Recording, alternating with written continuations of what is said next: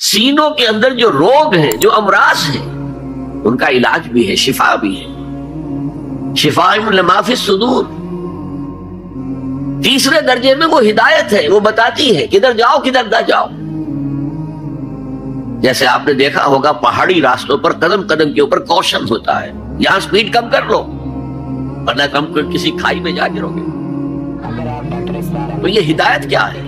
دیکھو ادھر مت جانا، ادھر جاؤ، اگر ادھر جاؤ گے تمہارا سارا معاملہ تل پٹ ہو جائے گا۔ یہ ہے ہدایت۔ اور جو چیز دنیا میں ہدایت ہے وہ آخرت میں رحمت ہے، ہدی و رحمت للمومنین۔ اب میں چاہتا ہوں ان چار الفاظ میں جو ربط ہے اسے سمجھیں۔ دیکھیے اگر کسی ایسی زمین پر بارش برسے جو اوپر سے بہت سخت ہے تو پانی بہہ جائے گا، زمین میں جذب نہیں ہوگا تو کوئی رویدگی پیدا نہیں ہوگی۔ اگر دل سخت ہے تو قرآن مجید ان پر کوئی اثر نہیں کرے گا۔ اس کے لیے سب سے پہلے موعظہ کی ضرورت ہے، واعظ کی ضرورت ہے، نصیحت کی ضرورت ہے تاکہ دل نرم پڑ جائے۔ انسانی دل جب سخت ہوتے ہیں تو ان کی سختی چٹانوں سے زیادہ ہوتی ہے۔ سورہ بقرہ میں فرمایا ثم قست قلوبکم فہی کالحجارۃ او اشد قسوہ۔ یہودیوں سے خطاب ہے، ثم قست قلوبکم من بعد ذلک فہی کالحجارۃ او اشد قسوہ۔ اے بنی اسرائیل، تمہارے اس طرز عمل کے نتیجے میں تمہارے دل سخت ہو گئے اور اب وہ پتھروں سے زیادہ سخت ہے۔ لہذا سب سے پہلے ضرورت کیا ہے؟ دل کی زمین کو نرم کیا جائے، اس میں حل چلایا جائے۔ یہ کام ہے موعظہ کا، واعظ کا، نصیحت کا۔ ہمارے معاشرے میں کسی زمانے میں واعظ کا بڑا رواج تھا، آج کل یہ چیز ختم ہو گئی، بلکہ واعظ کو گھٹیا بات سمجھا جاتا ہے۔ بھائی کوئی عقلی بات کرو، کوئی علمی بات کرو، تم تو واعظ کہہ رہے ہو، گویا کہ واعظ گھٹیا چیز ہے۔ نہیں، واعظ سے دل میں رقت پیدا ہوتی ہے، نرمی پیدا ہوتی ہے۔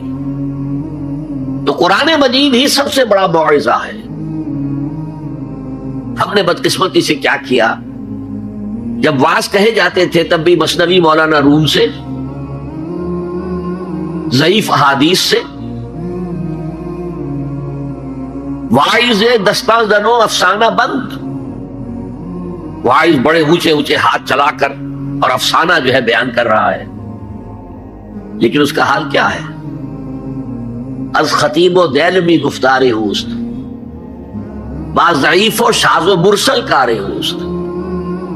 وہ خطیب بغدادی یا دیلمی کی جو احادیث ہیں، جو سب سے گھٹیا درجے کی کتاب حدیث کی، سب سے کم تر درجے کی کتاب حدیث کی، ضعیف کتابوں کے یوں سمجھئے کہ بہت بڑے مجموعے، وہاں سے وہ حدیثیں لا رہا ہے۔ الضعیف و شاذ و مرسل کار ہو، ضعیف حدیث، شاذ حدیث، مرسل حدیث سے وہ بیان کر رہا ہے۔ قرآن سے اس کا کوئی تعلق نہیں۔ قرآن مجید سب سے بڑا واعظ ہے۔ یا ایھا الناس قد جاءتکم موعظۃ۔ یہ دل کو جب نرم کرتا ہے تو پھر اس میں جذب ہوتا ہے، یہ سیکنڈ سٹیپ ہے اس کا۔ اور جب دل میں جذب ہوگا تو دل کے اندر کی بیماریوں کو دور کر دے گا۔ دل کے اندر کی بیماریاں کون سی ہیں؟ تھرومبوسس نہیں، فرنجائنا نہیں، وہ اور ہے۔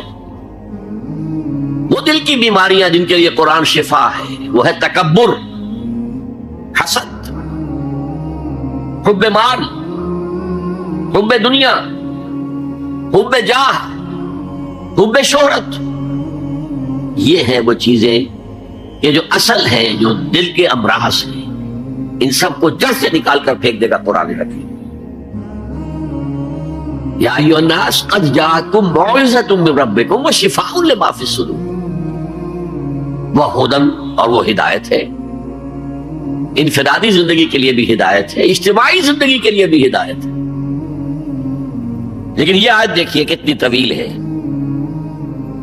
ان المسلمین والمسلمات، یقیناً فرما بردار مرد اور فرما بردار عورتیں، والمومنین والمومنات، اور صاحب ایمان مرد اور صاحب ایمان عورتیں، والقانتین والقانتات، اور فروتنی اختیار کرنے والے مرد اور فروختنی اختیار کرنے والی عورتیں، والصادقین والصادقات، اور سچ بولنے والے مرد اور سچ بولنے والی عورتیں، والصابرین والصابرات، اور صبر کرنے والے مرد اور صبر کرنے والی عورتیں، والخاشعین والخاشعات، اللہ کے سامنے جھکنے والے مرد اور جھکنے والی عورتیں، والمتصدقین والمتصدقات، صدقہ دینے والے مرد اور صدقہ دینے والی عورتیں، والصائمین والصائمات، اور روزہ رکھنے والے مرد اور روزہ رکھنے والی عورتیں، والحافظین فروجہم والحافظات، اور اپنی شرمگاہوں کی حفاظت کرنے والے مرد اور اپنی شرمگاہوں کی حفاظت کرنے والی عورتیں، والذاکرین اللہ کثیرا والذاکرات، اور کثرت سے اللہ کا ذکر کرنے والے مرد اور کثرت سے اللہ کا ذکر کرنے والی عورتیں۔ اعد اللہ لہم مغفرۃ واجرا عظیما، اللہ تعالیٰ نے ان سب کے لیے تیار کیا ہوا ہے۔ اعد اللہ لہم مغفرۃ، ایک تو مغفرت انہیں ملے گی اور اجر عظیم ملے گا۔ یہ ہے وہ تصور مساوات مرد و زن، کوئی اونچا نہیں کوئی نیچا نہیں۔ البتہ اب میں اگلے قدم پر آ رہا ہوں۔ ابھی تک تو افراد کی بات ہو رہی ہے، اب وہ ایک مرد اور ایک عورت شادی کرتے ہیں۔ یہاں آپ کو سمجھ لینا چاہیے اب وہ برابر نہیں رہے، اس لیے کہ گھر بنانا ہے، خاندان کی بنا ڈالنی ہے، ایک ادارہ ہے، انسٹیٹیوشن آف فیملی ہے، اور کسی انسٹیٹیوشن کے دو برابر کا اختیار رکھنے والے سربراہ نہیں ہو سکتے۔ آئی جی ایک ہوگا، ڈی آئی جی 4 ہو، 5 ہو، 6 ہو۔ کوئی فرم ہے، مینیجنگ ڈائریکٹر ایک ہوگا، آپ 100 ڈائریکٹر رکھ لیں، مینیجنگ ڈائریکٹر 2 نہیں ہو سکتے، کوئی کاروبار چل ہی نہیں سکتا۔ تو گھر کا ادارہ تو برباد ہو جائے گا اگر آپ نے برابر کر دیا دونوں کے اختیارات کو۔ آج اس کا مزہ چکھ رہا ہے یورپ اور ویسٹ اور امریکہ، خاندانی نظام ٹوٹ گیا۔ آج وہ شادی کرتے ہی نہیں، مرد شادی نہیں کرتے، کیوں کریں؟ قانون آپ نے یہ بنا دیا ہے کہ آپ نے آج شادی کی اور 1 مہینے کے بعد آپ اپنی بیوی کو طلاق دیں تو اپنی پوری دولت کا نصف دینا پڑے گا اسے۔ وہ کہتے ہیں ہم نہیں کرتے یہ، لیکن عورت کی تو ضرورت ہے نا، مرد کی ضرورت عورت ہے، لیکن عورت کی ضرورت بھی تو ہے مرد۔ مرد کہتا آؤ میرے ساتھ رہو، کھاؤ پیو، میں شادی نہیں کروں گا۔ وہ یہ کہتے ہیں وی آر لیونگ ٹوگیدر، بس we are not married, we are living together. بچے بھی ہو رہے ہیں۔ یہ کلنٹن کا 3-4 سال پہلے صدر تھا وہ، تو اس کا جو آیا تھا state of the union address, سال میں 1 دفعہ وہاں کا صدر دیتا ہے، پوری قوم کو خطاب کرتا ہے۔ اس میں اس نے کہا تھا کہ عنقریب ہماری امریکی قوم کی اکثریت حرام زادوں پر مشتمل ہوگی۔ اس کے الفاظ حرام زادہ نہیں، اس نے کہا باسٹرڈ نہیں کہا، کیا کہا؟ Born without any wedlock, ماں باپ کے درمیان کوئی شادی کا بندھن ہے ہی نہیں اور بچے پیدا ہو رہے ہیں، یہی تو حرامی کہلاتے ہیں ہمارے ہاں۔ حرام زادہ کسے کہتے؟ اور یہودیوں نے حضرت مسیح کو کیوں کہا حرام زادہ؟ ان کا کہنا یہ ہے، جھوٹ ہے بکواس ہے، لیکن کہنا یہ ہے کہ حضرت مریم سلام علیہا کا رشتہ تو ہو گیا تھا، نجار یوسف نجار ایک بڑھئی تھا، اس سے رشتہ ہو گیا تھا، لیکن ابھی وداعی نہیں ہوئی تھی کہ انہوں نے تعلق زن و شو قائم کر لیا، تو یہ تو حرام کام ہوا، زنا ہوا، تو ولد الزنا ہے۔ بہرحال خاندان کا ادارہ تلپٹ ہو کر رہ گیا ہے، بنیادی طور پر اس کے لیے آئلی قوانین جو قرآن نے دیے۔ اور میں آپ کو یاد دلاتا ہوں، پتہ نہیں آپ کو یاد ہے کہ نہیں، جب شاہ بانو کیس کا معاملہ یہاں چلا تھا، اور میرے ساتھی جو لاہور سے بھی آئے ہوئے ہیں انہیں، اور میرے لوگ جو میری تقریریں سنتے ہیں، میں نے بارہا کہا کہ میں مسلمانان بھارت کو سلام کرتا ہوں۔ انہوں نے اپنی آئلی قوانین میں آج تک کوئی دخل اندازی نہیں ہونے دی، جبکہ ہمارا حال یہ ہے کہ 1962 میں ایک ڈکٹیٹر، خود ساختہ فیلڈ مارشل، اس نے آئلی قوانین کا آرڈیننس نافذ کیا، جس کو سب نے کہا، شیعہ، سنی، دیوبندی، بریلوی، اہل حدیث، جماعت اسلامی، سب نے کہا یہ غلط ہے اسلام کی روح سے، لیکن کوئی تحریک نہیں چلائی۔ جان تو کیا دینی تھی، کسی کے نکسیر تک نہیں پھوٹی۔ وہ آرڈیننس سے قانون بن گیا، اور ضیاء الحق صاحب 11 سال تک اسلام اسلام اسلام اسلام پکارتے چلے گئے، اس آرڈیننس کو ہاتھ نہیں لگایا، قوانین جو کے تو رہے، یہاں تک کہ انہوں نے فیڈرل شریعت کورٹ قائم کی اور کچھ حسن زن میرے بارے میں ہو گیا تھا، مجھے اپنی شورا کا رکن بنایا۔ پہلے انہوں نے وزارت پیش کی تھی مرکزی، میں نے کہا نہیں جناب، میں ایک تو اس کا اہل نہیں ہوں، کبھی ان میدانوں میں گیا ہی نہیں، حکومت کے کوریڈورز میں میرا آنا جانا نہیں ہے، میں اس کا اہل نہیں۔ ثانیاً اصل حکومت فوج کی ہے، آپ نے ہمیں کرنے کچھ نہیں دینا، اور الزام ہم پر آئے گا، یہ ناکام ہوگا، اس لیے کہ اس سے پہلے کی ایک منسٹری تھی جس میں جماعت اسلامی اور جمعیت علماء اسلام کے وزراء تھے، اور ان دونوں کو داغدار کر کے اس نے نکال باہر کیا تھا، یہ کوئی کام نہیں کر سکے۔ بھائی کام تم کرنے دو تو کریں، تم تو کہتے ہو میری کانسٹیچوئنسی تو فوج ہے، مجھے تو فوج کو راضی رکھنا ہے۔ بہرحال میں نے ان سے کہا تھا یہ ہے 2 جولائی سن 82 کی بات۔ میں نے کہا آپ اپنے ماتھے پر کلنک کا ٹیکا لیے پھر رہے ہیں، اور مجھے خیال بھی آیا کہ میں نے یہ کیا کیا، یہ تو میں نے تو محاورہ استعمال کیا تھا، ان کی پیشانی پر محراب تھا، میں نے سوچا یہ ناراض نہیں ہوا، وہ اس معاملے میں بہت ٹھنڈے آدمی تھے، بہت متحمل مزاج۔ چلے کیوں کہہ رہے ہیں آپ یہ؟ میں نے کہا دیکھیے آپ نے فیڈرل شریعت کورٹ بنائی، اس میں اپنے ہینڈ پکڈ علماء رکھے، تقی عثمانی کس کا چوائس ہے آپ کا؟ پیر کرم شاہ کس کا چوائس ہے آپ کا؟ ملک غلام علی کس کا چوائس ہے آپ کا؟ اور اس کورٹ کے بھی ہاتھ باندھ دیے، ویسے تو یہ 2 بیڑیاں پہنائی تھی اور 2 ہتھکڑیاں، لیکن میں اس وقت اپنی گفتگو کے حوالے سے صرف ایک کا ذکر کر رہا، آئلی قوانین پر بھی آپ کوئی بات نہیں کر سکتے۔ میں نے کہا یہ کیا؟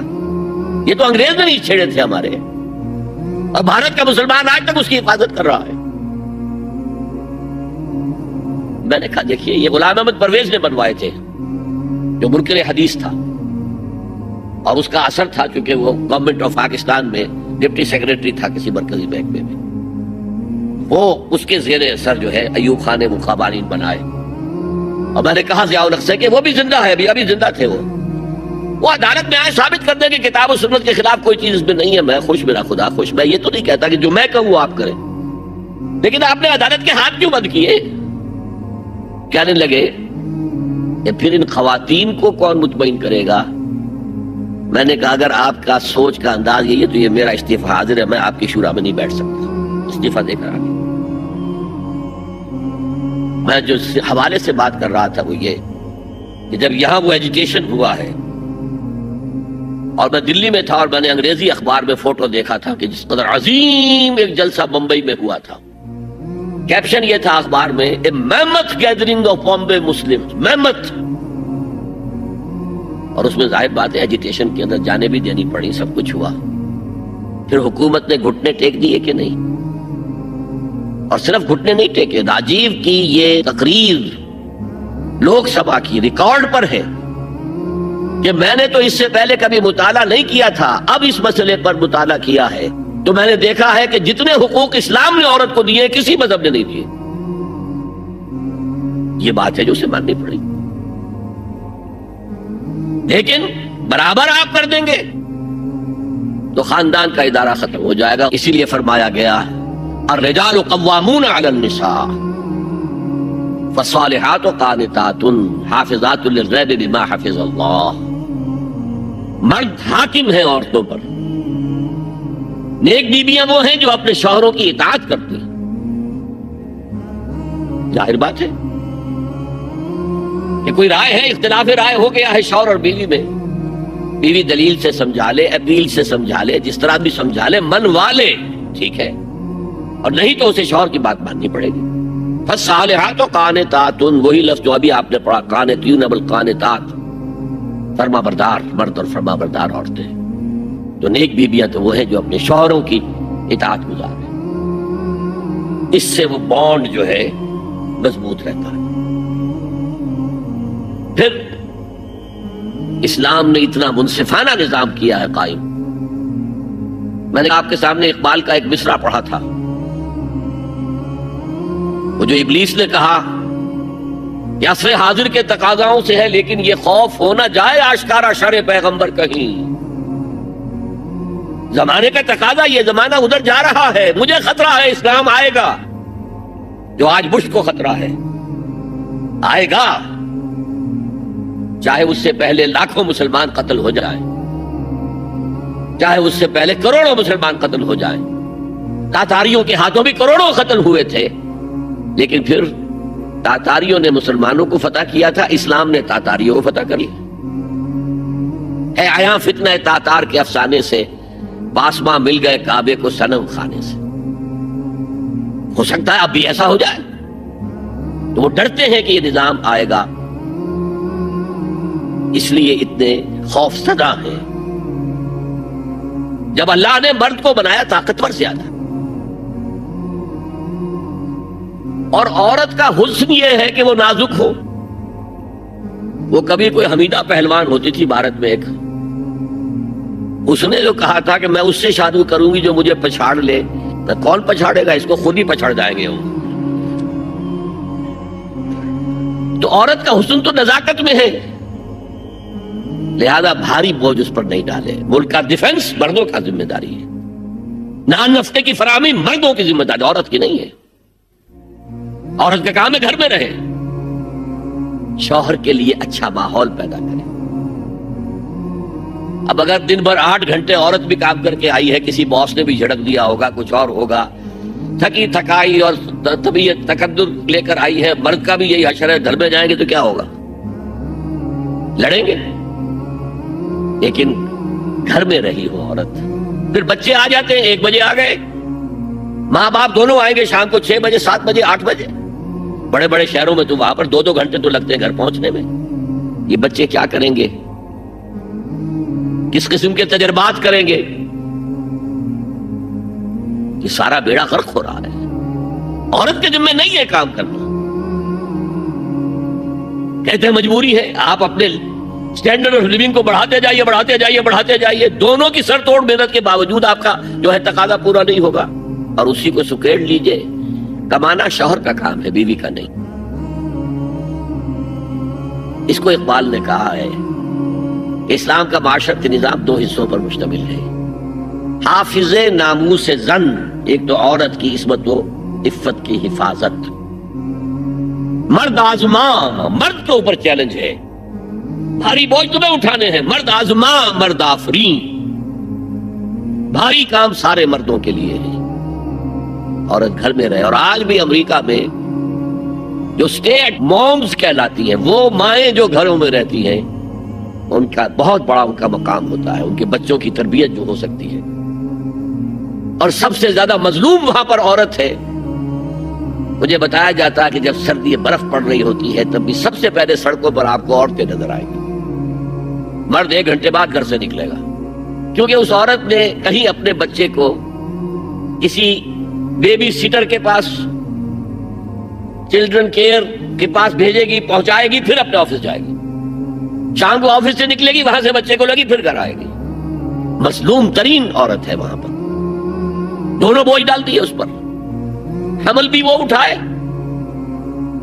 ولادت کی سختی بھی سہے، اور معاش کا بوجھ بھی ڈالو اس پر۔ واقعہ یہ ہے کہ آج کی عورت انتہائی مظلوم عورت ہے۔ ایک تو اسے کھلونا بنا لیا، عجیب حیرت ہوتی ہے مغربی تہذیب کو کیا ہوا ہے، عورت ننگی، مرد پورا لباس پہنے ہوئے،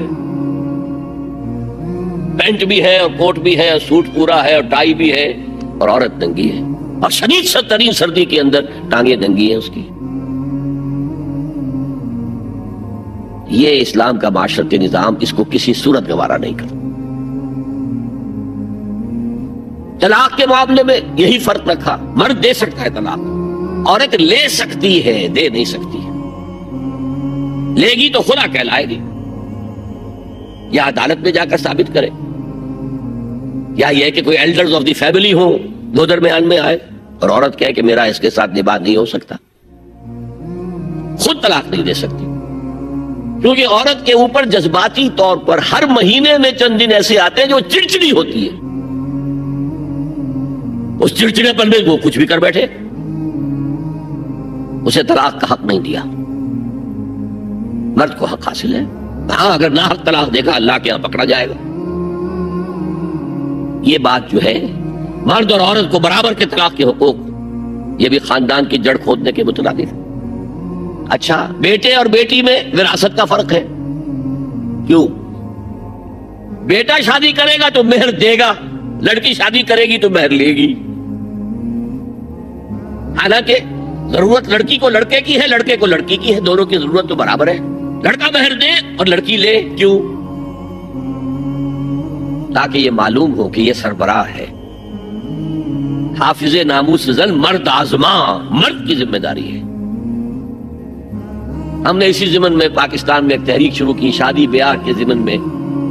یہ بھی ہمارا بڑا سوشل فنکشن ہے، بہت بڑا. اور اس میں فضول خرچیاں ہو رہی ہیں. حرام کی کمائی ہوئی کمائی جو ہے وہ پانی کی طرف بہائی جاتی ہے. ابھی مجھے ایک صاحب نے بتایا کہ ممبئی میں 2 شادیاں ہوئی ہیں مسلمانوں میں.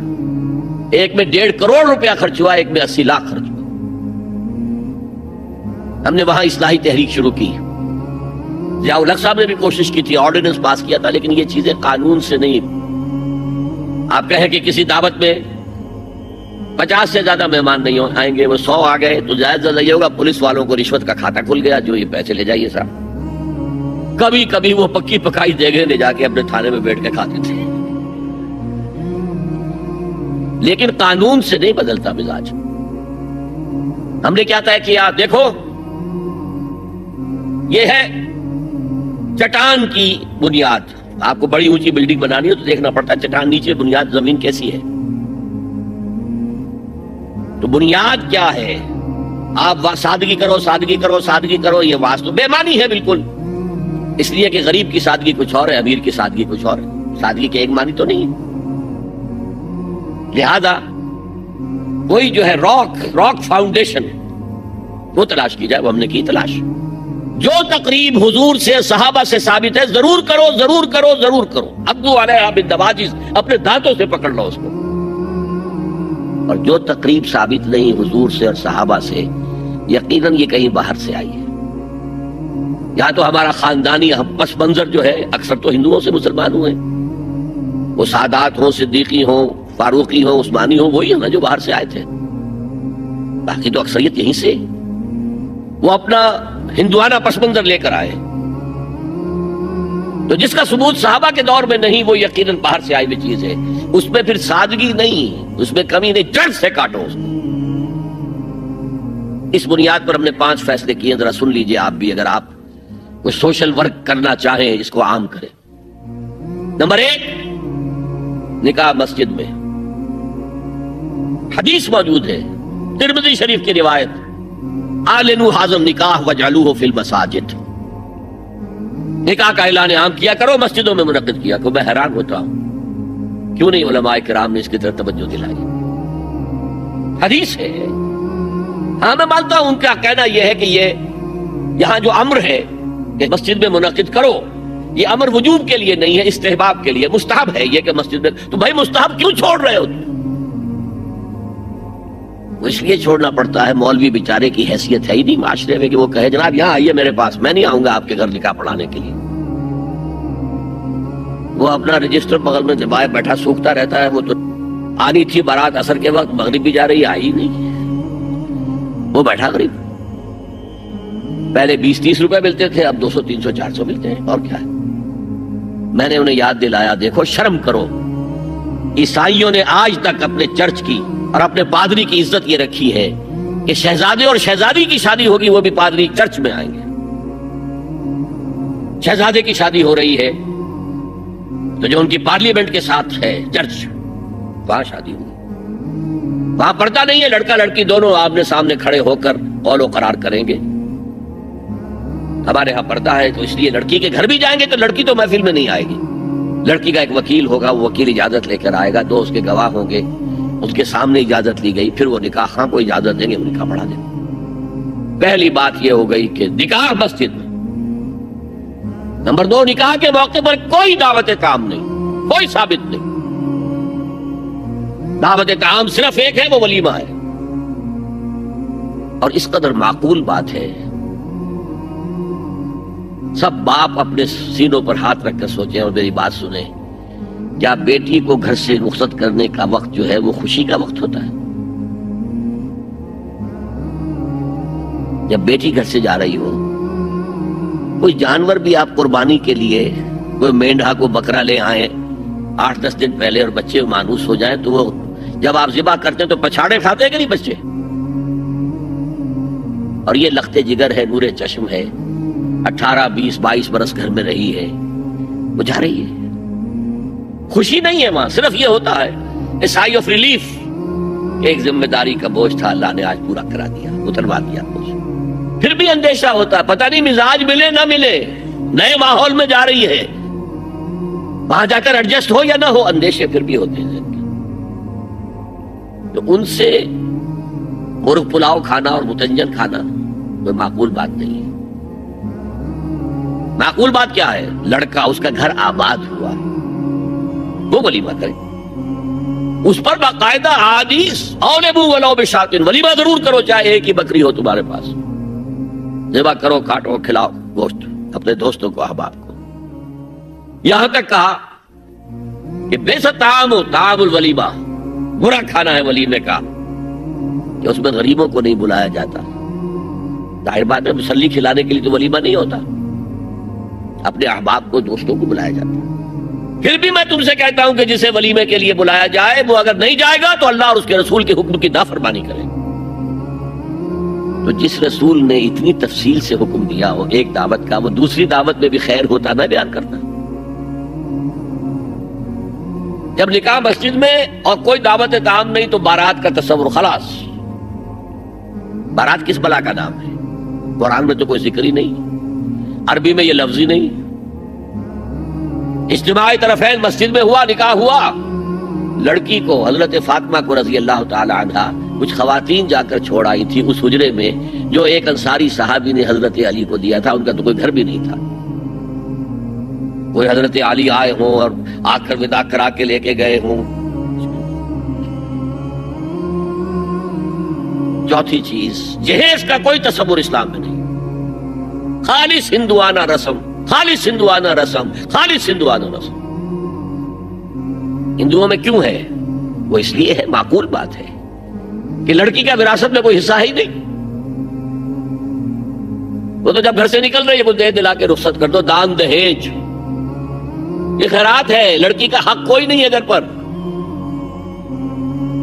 اسلام میں تو لڑکی وارث ہے، والد فوت ہوں گے وراثت تقسیم ہوگی، والدہ فوت ہوگی کوئی ان کی ہے ملکیت وہ تقسیم ہوگی۔ شادی کے موقع پر کوئی جہیز اسلام میں نہیں، قطعاً نہیں۔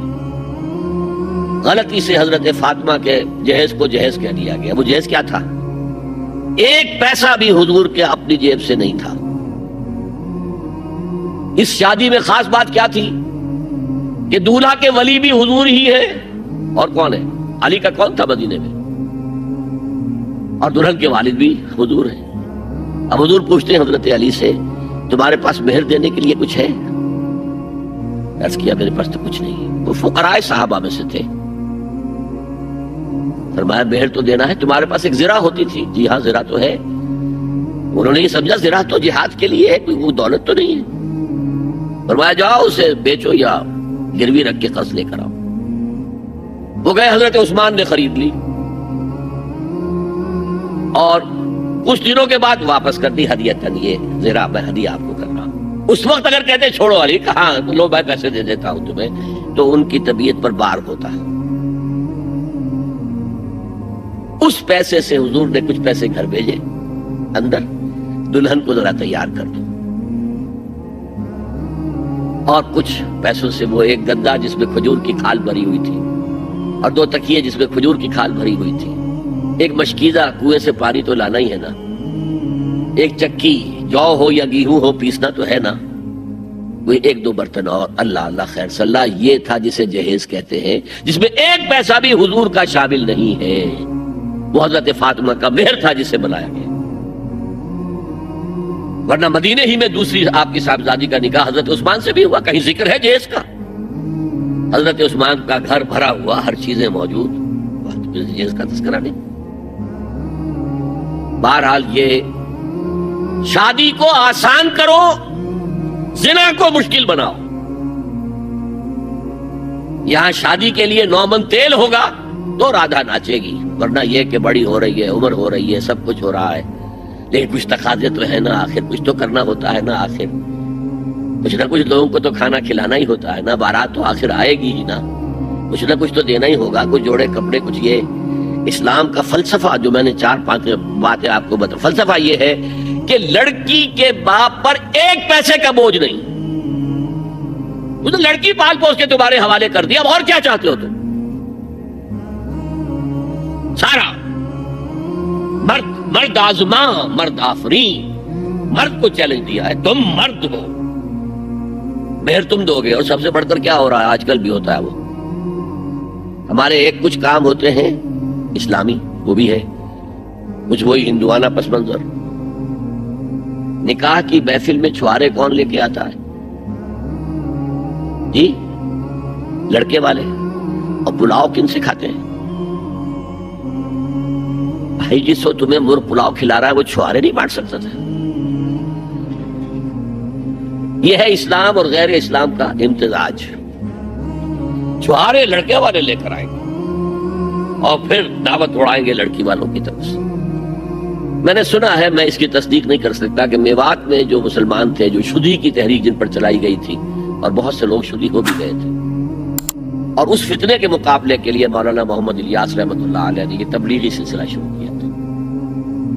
وہاں سنا ہے کہ یہ ہوتا تھا، ایک تو نام بھی آدھے ہندوانہ آدھے مسلمان، اب شادی کرنی ہے، اچھا مولوی جی کو بلا لو، بول پڑھا دیں، لیکن وہ کہتے یہ بول پڑھانے سے یہ ہو گیا شادی؟ یہ تو سمجھ میں نہیں آئی۔ پھر وہ کہتے تھے پھیرے بھی ڈلوا لو۔ اب لڑکی کی چادر اور لڑکے کی چادر میں گرہ لگے اور پھر وہ سب کے سامنے 7 چکر لگائیں، تب تو پتا چلا کہ بات پکی ہو گئی، ورنہ یہ کہ قبول کر لیا بس۔ واللہ عالم یہ لطیفہ ہے یا واقعہ ہے، لیکن یہ مجھے سنایا ہے بعض لوگوں نے کہ یہ وہاں ہوتا تھا، اطمینان نہیں ہوتا تھا، یہ بول کہنے سے بات ہو گئی۔ بہرحال اب میں آ رہا ہوں تیسرے موضوع پر، اس کا تعلق بھی بنیادی طور پر خاندانی نظام کی مضبوطی کے لیے۔ خاندانی نظام مضبوط رہے گا جبکہ شوہر اور بیوی کی جتنی جنسی دلچسپی ہے وہ صرف آپس میں مرکوز ہو، شوہر کی بیوی پر، بیوی کی شوہر پر۔ ادھر ادھر نگاہیں جائیں گی، کوئی عورت دیکھی نگاہوں میں کھپ گئی، وہی خواب میں آئے گی، اپنی بیوی کی طرف سے توجہ ہٹ جائے گی، اور یہ چیز، وہ بانڈ آف لو جو ہے بٹوین دی اسپاؤسز، اس کو کمزور کرتے ہیں۔ جنسی آوارگی نہ ہو، عورت کو چھپا کر رکھا جائے، وہ مستورات ہمارے ہاں کہلاتی تھی، مستورات۔ پردے کا جو احکام ہے اس جنسی بے راہ روی کو روکنے کے لیے، حسن کہتے ہیں عربی زبان میں قلعے کو، اور جو عورت ان تمام پردوں میں ہے، پردے کہہ رہا ہوں میں، ایک نہیں، اس کو محسنہ کہتے ہیں کہ وہ قلعے کے اندر ہے، یا تو وہ خاندان کے اندر رہ رہی ہے، بھائیوں کی اور باپ کی پشت پناہی حاصل ہے اسے، وہ اس کی عصمت و عفت کے محافظ ہیں، یا وہ شوہر کے گھر میں آ گئی ہے تو وقرن فی بیوتکن، اپنے گھروں کے اندر رہو وقار کے ساتھ، تو وہ ایک قلعے کے اندر ہے، محسنات۔ اب دیکھیے اس زمانے کی منافقت سب سے بڑی کیا ہے۔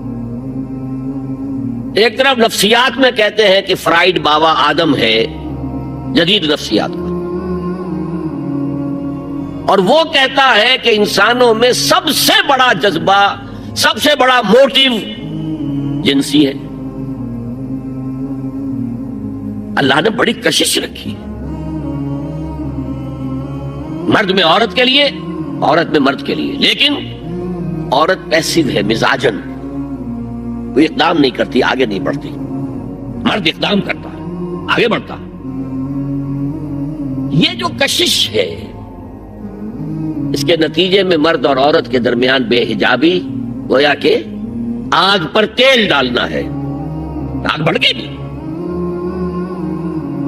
اسلام نے اس کو روکا ہے، پورا نظام اس کا معاشرتی، ایک بہت بڑا پردہ پورے معاشرے میں ہے، بہت بڑا پردہ، جیسے یہ چھوٹا سا پردہ آپ کو نظر آ رہا ہے نا، ادھر عورتیں ادھر مرد ہیں۔ اسلامی معاشرہ سیگریگیٹڈ ہے، مخلوط معاشرہ نہیں ہے۔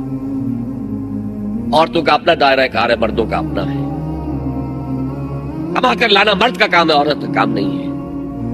وہ گھر میں خوش اسلوبی کے ساتھ رہے، اچھے انداز میں پکائے، شوہر کا استقبال مسکراہٹ کے ساتھ کرے، جب وہ گھر واپس آ رہا کام کر کے بچوں کی دیکھ بھال کرے۔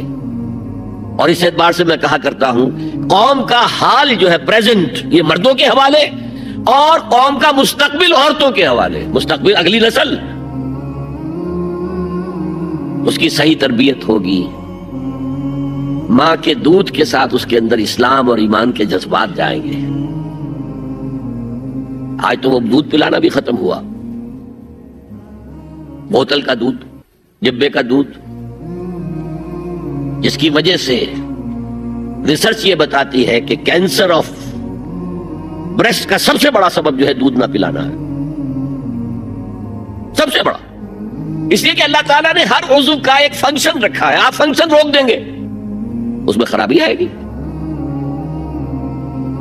آپ آنکھوں پر 1 سال تک پٹی باندھے رکھیے، آپ کی بینائی زائل ہو جائے گی، کیا کرنا ہے پھر اب اس کا؟ آپ یہاں پر پلاسٹر چڑھا دیجئے، 1 سال تک جوڑ آپ کا جام ہو جائے گا، اپنی آپ کھول دیجئے پلاسٹر، وہ ہلے گا نہیں۔ تو اس اعتبار سے وہ جو اقبال کہتا ہے، مادراں را اسوہ کامل بطول، حضرت فاطمہ زہرا، ماؤں کے لیے کامل اسوہ حضرت فاطمہ رضی اللہ تعالیٰ، آسیہ گرداں و لب قرآن سرا، وہ چکی پیستی تھی اور زبان سے قرآن پڑھتی جاتی تھی۔ اور میں نے اپنے بچپن میں ایسی خواتین کو دیکھا ہے جو چکی پیس رہی ہیں، قرآن پڑھ رہی ہیں، اور چھاتی سے بچہ چمٹا ہوا دودھ پی رہا ہے۔ اب وہ جو دودھ اس بچے کے حلق میں جا رہا ہے، پیٹ میں جا رہا ہے، اس کی کیا تاثیر ہوگی؟ بطول باش و پنہا شو ازی اصر کہ در آغوش شبیر بگیری، اے مسلمان عورت بطول بن جا، زہرا بن جا، اور اس عصر سے پنہا ہو جا، چھپ جا، علیحدہ ہو جا، تاکہ تیرے آغوش میں حسین جیسا بچہ پیدا ہو۔ یہ پہلا ہے حجاب، سیگریگیشن آف سیکسز۔ میں نے ضیاء الحق صاحب سے کہا تھا، کیونکہ ان کی شورا میں شمولیت کی میں نے جو ہے دعوت قبول کر لی تھی، مشورہ دینا ہے۔ میں اپنے مسجد کے ممبر سے بھی مشورے بھی دیتا ہوں، تنقیدیں بھی کرتا ہوں۔ تو جیسے انگریزی کا محاورہ right from the horse's mouth, تو right into the horse's ears کچھ کہا جا سکے تو اچھی بات ہے۔ میں نے ان سے کہا، آپ نے PIA کو ڈرائی کر دیا، شراب بند کر دی، اچھا کام کیا، بہت عمدہ کیا۔ دنیا تو یہی کہے گی نا کہ دقیانوسی ہیں، چلیے برداشت کریں۔ لیکن یہ ایئر ہوسٹسز جو جاتی ہیں کرو کے ساتھ اور 2 ہفتے باہر رہتی ہیں، یہ کون سے اسلام کی روح سے جائز ہے؟ عورت محرم کے بغیر حج کو نہیں جا سکتی، محرم کے بغیر عمرے کے لیے نہیں جا سکتی، اور یہ قانون تھا پاکستان۔ میں نے کہا آپ عورت کو نہیں جانے دیتے حج کے لیے، حالانکہ وہ ادھیڑ عمر کی ہوتی ہے، عموماً بوڑھی ہوتی ہیں۔ ہمارے یہاں جوانی میں کون کرتا ہے حج؟ بہت شاس۔ یہ تو آپ کو نظر آئے گا جاوا، سماٹرا، انڈونیشیا، ملائیشیا، وہاں سے جوان جوڑے، نکاح کے بعد پہلا کام حج۔ ہمارے ہاں سے تو بڈھے ٹھیرے گئے ہوئے ہوتے ہیں، اور پہلے زمانے میں تو ان کو رخصت کر دیتے تھے کہ بس رخصت ہی ہو جائیں گے، یہ واپس نہیں آئیں گے اب۔ تو میں نے کہا یہ کون سا اسلام ہے؟ خاموش، چپ۔ میں نے کہا یہ ناشتے کی ٹرے اور کھانے کی ٹرے مرد نہیں رکھ سکتے سامنے۔ میرے خلاف باقاعدہ خواتین نے جلوس نکالے پاکستان میں جب میں نے پردے کی بات کی۔ گورنر سندھ کی بیوی جو ہے اس نے لیڈ کیا جلوس کو، مطالبہ کیا کہ ان کی ٹیلی ویژن کے اوپر جو ہے ان کا سامنے آنا بند کیا جائے۔ میں نے کہا ٹھیک ہے۔ بدا الاسلام غریبا ویسعود کما بدا فطوبی للغرباء۔ اسلام شروع ہوا تھا تو اسی حالت میں تھا کہ کوئی اس کو جانتا پہچانتا نہیں تھا، پھر جب اسلام غالب ہو گیا تو طاقتور کے تو سبھی دوست ہیں، سبھی پہچاننے والے، لیکن ان قریب اسلام پھر غریب ہو جائے گا۔ تو جو اسلام کی غربت کے ساتھ خود غریب ہو جائیں ان کے لیے مبارکباد. اسلام کا دامن نہ چھوڑے، چاہے انہیں کہا جائے کہ یہ تو بڑے ہی دقیانوسی لوگ ہیں، بڑے کٹر لوگ ہیں. میں نے اس زمانے میں چیلنج کیا تھا، مجھے بتاؤ کیا فرق واقع ہوتا ہے. آپ کہیں گے عورتوں کو اگر ہم گھر میں بٹھائیں تو ہماری اکانومی سفر کرے گی، آدھی ہماری جو ہے لیبر وہ کام نہیں کرے گی. میں نے کہا where there's a will there's a way. Cottage industry کا انتظام کرو. نمبر 1، گھروں میں بیٹھ کر کام کریں. دوسری جنگ عظیم کے دوران ایک بڑا علاقہ تھا دلی میں جس کا ہر گھر کارخانہ بنا ہوا تھا، کرخندار. یہ ایک قوم کا نام پڑ گیا، کرخندار. چھوٹی چھوٹی مشینیں لگی، کہیں بٹن بن رہے ہیں، کہیں بکسوئے بن رہے ہیں، کہیں نکریں سل رہی ہیں، کہیں پینٹیں سل رہی ہیں، کہیں جو ہے کرتے سل رہے ہیں، قمیضیں. صبح کے وقت ٹرک آیا، خام مال دے گیا، شام کو آیا، تیار مال لے گیا. عورت نہ گھر سے نکلی نہ باہر گئی، کچھ نہیں، اور کام کیا، کما لیا. کاٹیج انڈسٹری کا انتظام کرو. اسی طریقے سے ایسے یونٹ بناؤ انڈسٹریل جس میں عورتیں کام کریں، عورتیں سپروائز کریں. ورکنگ آورز کم رکھو تاکہ وہ اپنے گھر کا کام بھی کر سکیں. کرو. عورتوں کے ہسپتال میں عورتیں مرد، عورتیں مریض، عورتیں ڈاکٹر، عورتیں مریض، عورتیں نرسز. مردوں کے ہسپتال میں فیمیل نرسز کا کیا کام ہے؟ کیا میل نرسز نہیں ہوتے؟ اور کیا آرمی کے اندر جو فارورڈ یونٹس ہوتے ہیں کہ جو جاتے ہیں محاذ کے اوپر، ان میں کوئی عورت نرس جاتی ہے؟ میل نرسز جاتے ہیں. حالانکہ سب سے زیادہ نرسنگ کی ضرورت وہاں ہوتی ہے. کسی کا بازو اڑ گیا ہے، کسی کی ٹانگ اڑ گئی ہے، کسی کے پیٹ میں آ کر کسی بم کا ٹکڑا جو ہے لگایا، تڑیاں باہر نکلی ہوئی ہیں، تو نرسنگ سب سے زیادہ وہاں ضروری ہے. وہاں تو فیمیل نرسز نہیں ہوتی، میل ہوتے ہیں. Segregation, segregation, segregation. یہ آگ اور پانی کا ملاپ درست نہیں ہے. تو بڑا سب سے بڑا پردہ تو یہ ہے. دوسرا پردہ، دوسرا قلعہ، گھر کی چار دیواری. وَقَرْنَ فِي بُيُوتِكُنَّ وَلَا تَبَرَّجْنَ تَبَرُّجَ الْجَاهِلِيَّةِ الْأُولَىٰ. قرار پکڑو اپنے گھروں میں، وقار کے ساتھ رہو، ٹھہری رہو اپنے گھروں میں، اور بند سمر کر باہر نہ نکلو جیسے کہ تم جاہلیت کے دور میں نکلتی تھی. اس کو ہمارے ماڈرن لوگ کہہ دیتے ہیں یہ تو صرف ازواج مطہرات کے لیے تھا. اس سے بڑی جہالت کوئی نہیں ہو سکتی. دیکھیے ایک نکتہ، یہ شاید پہلے کبھی آپ کے ذہن میں نہ آیا ہو. ازواج مطہرات سے خاص کیوں خطاب کیا گیا؟ اس کی وجہ ہے اسی سورہ احزاب میں جس میں یہ مضمون آیا ہے وَقَرْنَ فِي بُيُوتِكُنَّ وَلَا تَبَرَّجْنَ تَبَرُّجَ الْجَاهِلِيَّةِ الْأُولَىٰ. اسی میں آیت آئی ہے لَقَدْ كَانَ لَكُمْ فِي رَسُولِ اللَّهِ أُسْوَةٌ حَسَنَةٌ. مسلمانوں تمہارے لیے اللہ کے رسول کی شخصیت کے اندر ایک نہایت عمدہ نمونہ ہے، اور یہ معجزہ ہے. مردوں کی ہر حیثیت کے لیے اسوہ ہے محمد صلی اللہ علیہ وسلم. امام کے لیے آپ کا اسوہ ہے کہ نہیں؟ مسجد نبوی کے امام تھے کہ نہیں؟ مبلغ کے لیے ہے کہ نہیں؟ سب سے بڑا کام تو آپ کا تبلیغی تھا. مزکی اور مربی کے لیے ہے کہ نہیں؟ باپ کے لیے ہے یا نہیں؟ شوہر کے لیے ہے یا نہیں؟ سپہ سالار کے لیے ہے یا نہیں؟ قاضی القضات کے لیے ہے یا نہیں؟ مرد کی ہر حیثیت کے لیے اسوہ ہے. آخر عورت کی نسوانی زندگی کے لیے تو حضور رسوا نہیں بن سکتے. یہ خلا ہے. مرد کے لیے کامل اسوہ، عورت کے لیے بھی اسوہ، لیکن اس کی خاص نسوانی زندگی کے لیے اسوہ نہیں. اس خلا کو پر کیا ازواج مطہرات سے. لستن کاحد من النساء، اے محمد کی بیوی تم عام عورتوں کے مانند نہیں ہو. پھر جو احکام دیے گئے ہیں وہ سب کے لیے ہیں، لیکن اس میں چیریٹی بگنز ایٹ ہوم. گھر سے شروع کرو. سب سے پہلے خواتین، حضور کی بیویاں جو ہے وہ مخاطب ہو. اور اے مسلمانوں اگر حضور کی بیویوں سے کوئی چیز مانگنی ہو تو حجاب کے پیچھے سے مانگو، رو در رو مت ہو. فَاسْأَلُوهُنَّ مِن وَرَاءِ الْحِجَابِ. یہ دوسرا قلعہ ہو گیا. حافظ ناموس زن. مقصد کیا ہے؟ عورت کی عزت، عورت کی عصمت، عورت کی عفت کی حفاظت. تیسرا جسے ہم ستر کہتے ہیں. عورت گھر میں بھی ہے، گھر میں ہے، اور وہاں صرف محرم آئیں گے، نامحرم نہیں آئیں گے. محرموں کی اتنی لمبی لسٹ دی گئی ہے، اللہ نے کس لیے دی ہے؟ کیا قرآن مجید میں لفظی ہے؟ ایک ایک لفظ گنجینہ معنی کا طلسم اس کو سمجھیو جو لفظ کے غالب میرے اشعار میں آوے. غالب نے تو تعلیق کی ہے، اللہ کے کلام میں تو یہ بات صحیح ہے نا. گھر کے اندر نامحرم نہیں آئے گا. گھر میں اگر وہی ایک بیٹی تھی جو آپ نے اپنے داماد کو دے دی ہے اور کوئی اور بیٹی نہیں ہے تو داماد گھر میں آ سکتا ہے اور نہیں آ سکتا. سالی سے اس کا پردہ ہے، دیور سے بھابھی کا پردہ ہے، چچا زاد بھائی بہنوں کا پردہ ہے. چچا سے پردہ نہیں ہے، ماموں سے پردہ نہیں ہے، چچا زاد پردہ ہے، ماموں زاد پردہ ہے، خالہ زاد پردہ ہے، پھوپھی زاد پردہ ہے. یہ سارے احکام کس لیے دیے گئے؟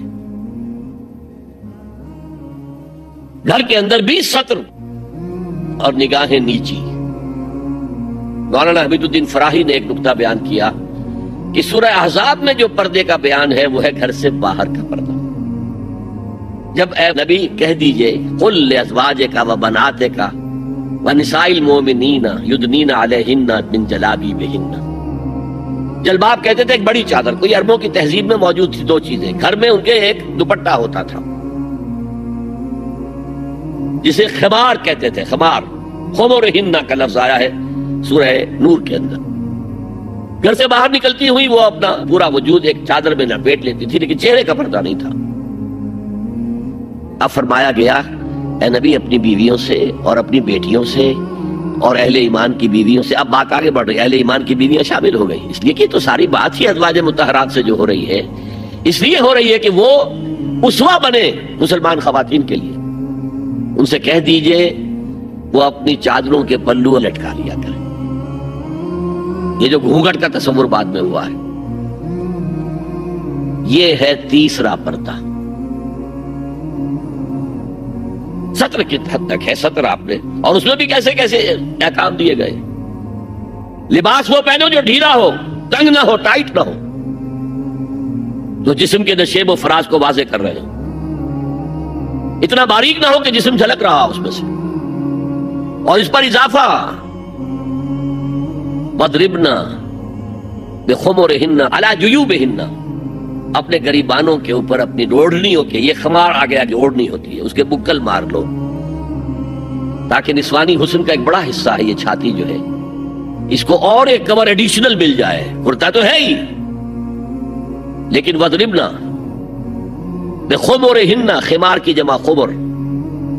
سورہ احزاب میں آیا جلابیب، جلباب کی جمع، وہ بڑی چادر جس میں لپٹ کر گھر سے نکلتی تھی. لیکن یہ کہ یہاں پر خمرہن، خمار کہتے ہیں اوڑھنی کو جو گھر میں بھی استعمال ہوتی ہے، تو وہ سر پر بھی ہو اور اس کا ایک بکل جو ہے تمہاری سینے پر بھی آ جائے، ایڈیشنل کورنگ. اس کے باوجود بھی نگاہیں نیچی رکھو. باپ کی نگاہ بھی نہ پڑے تمہارے نسوانی حسن پر، وہ بھی مرد ہے. بھائی کی نگاہ نہ پڑے. اہل ایمان تم بھی اپنی نگاہیں نیچی رکھو اور اہل ایمان عورتوں تم بھی اپنی نگاہیں نیچی رکھو. اور آج انسیسٹ جو ہے، باپ کا بیٹی سے ملوث ہو جانا اور بیٹے سے ماں کا ملوث ہو جانا اور بہنوں اور بھائیوں کے درمیان، یہ اس قدر پھیل چکا ہے. امریکہ کے اندر وہاں سب سے مہنگے ڈاکٹر جو ہیں وہ سائیکیٹرسٹ ہیں، سب سے مہنگی دوائیاں جو ہیں وہ دماغ امراضی کی ہیں.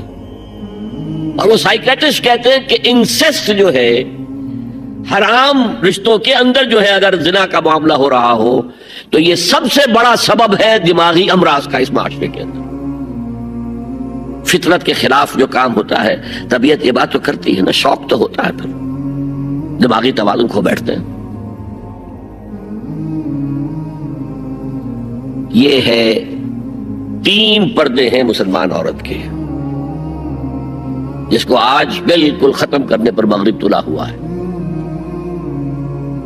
اس لیے کہ کسی بلی کی دم کٹ جائے تو وہ چاہے گی کہ سب کی کٹ جائے. ان کا بیڑا غرق ہو چکا ہے، ان کی تہذیب ختم ہو چکی ہے. تہذیب نہیں ہے آج ان کے پاس، خاندانی نظام ختم ہو چکا ہے.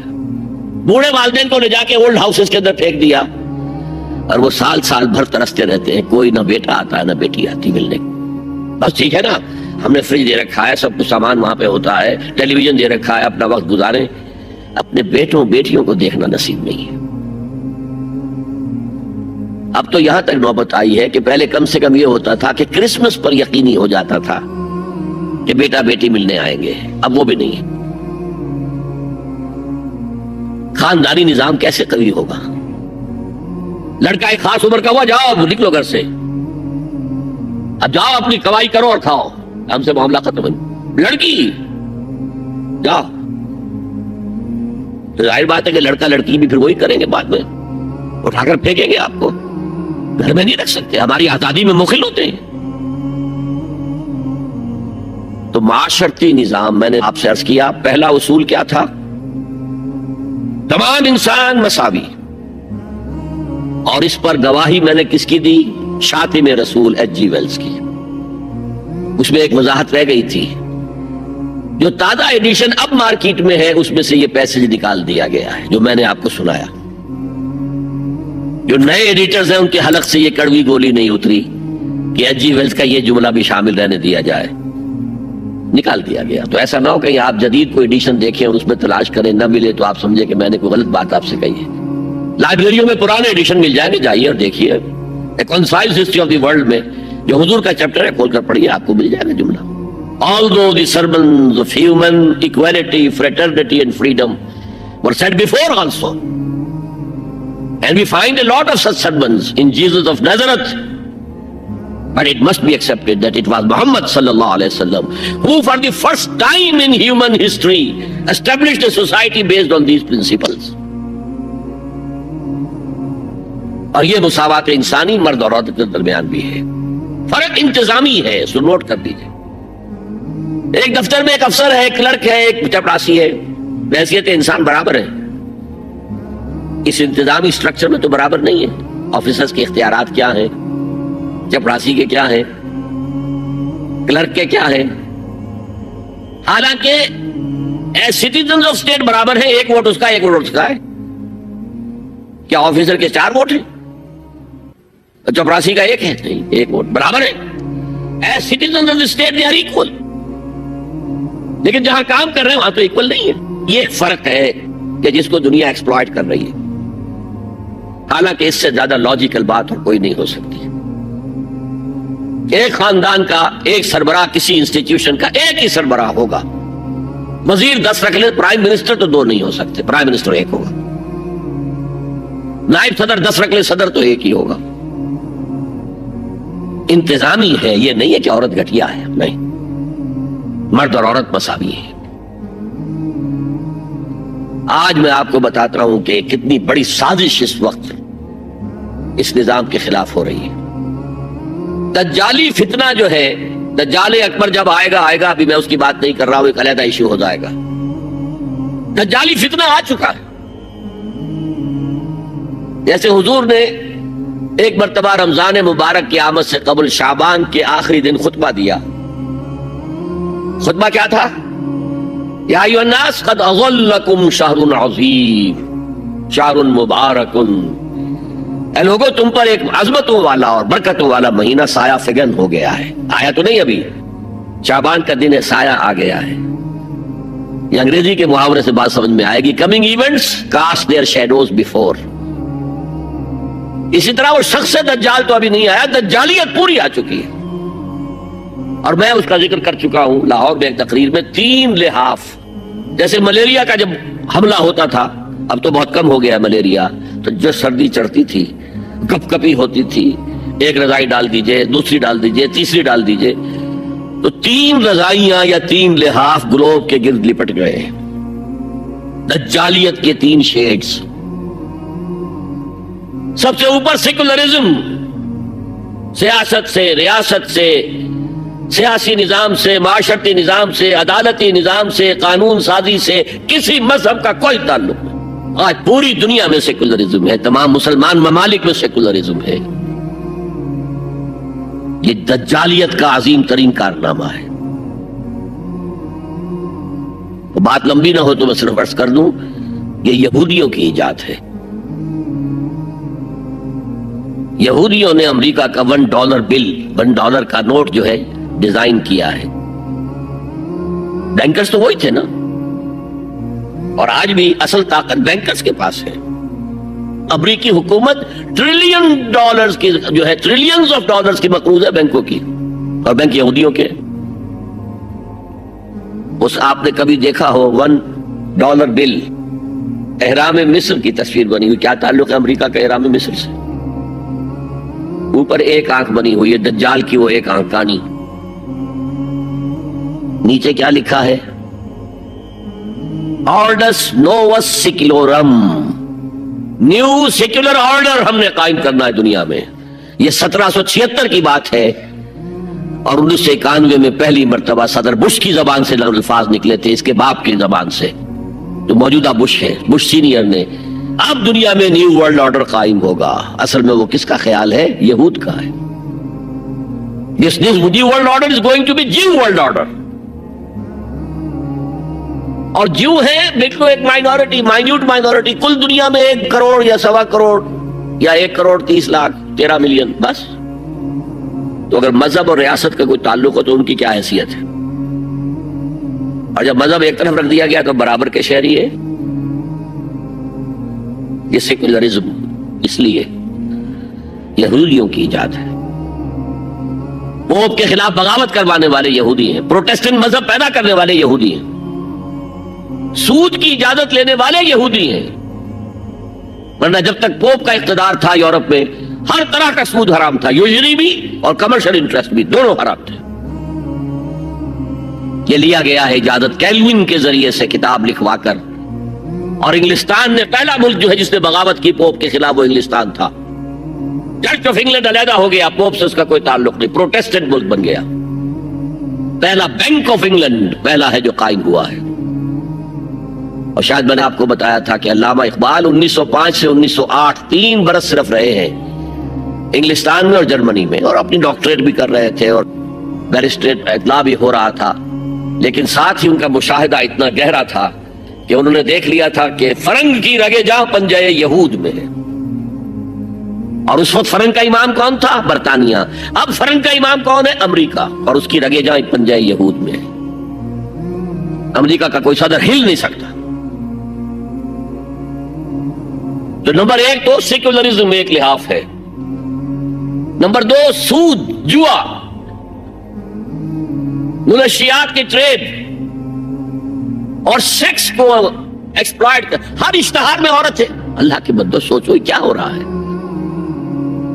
عورت کی فوٹو کے بغیر موٹر سائیکل نہیں ہوگی, وہ بھی بیٹھے نظر آئے گی. اور کوئی شے کسی شے کا اشتہار عورت ہوگی. عورت بک رہی ہے, بکری کا ذریعہ بن رہی ہے.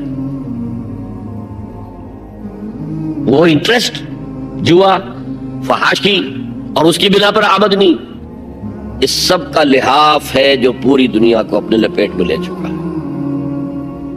کوئی مسلمان ملک اس سے آزاد نہیں. دجالیت کے 2 لحاف. ہاں ابھی تیسرے نظام پر جو میں نے کہا تھا سب سے نیچے خاندانی نظام ہے, آئلی قوانین ہے, معاشرتی نظام ہے, سیگریگیشن آف سیکسز ہے, سطر کے احکام ہیں, حجاب کے احکام, یہ سب سے نیچے. ابھی اس سطح پر مغرب میں تو بربادی آ چکی,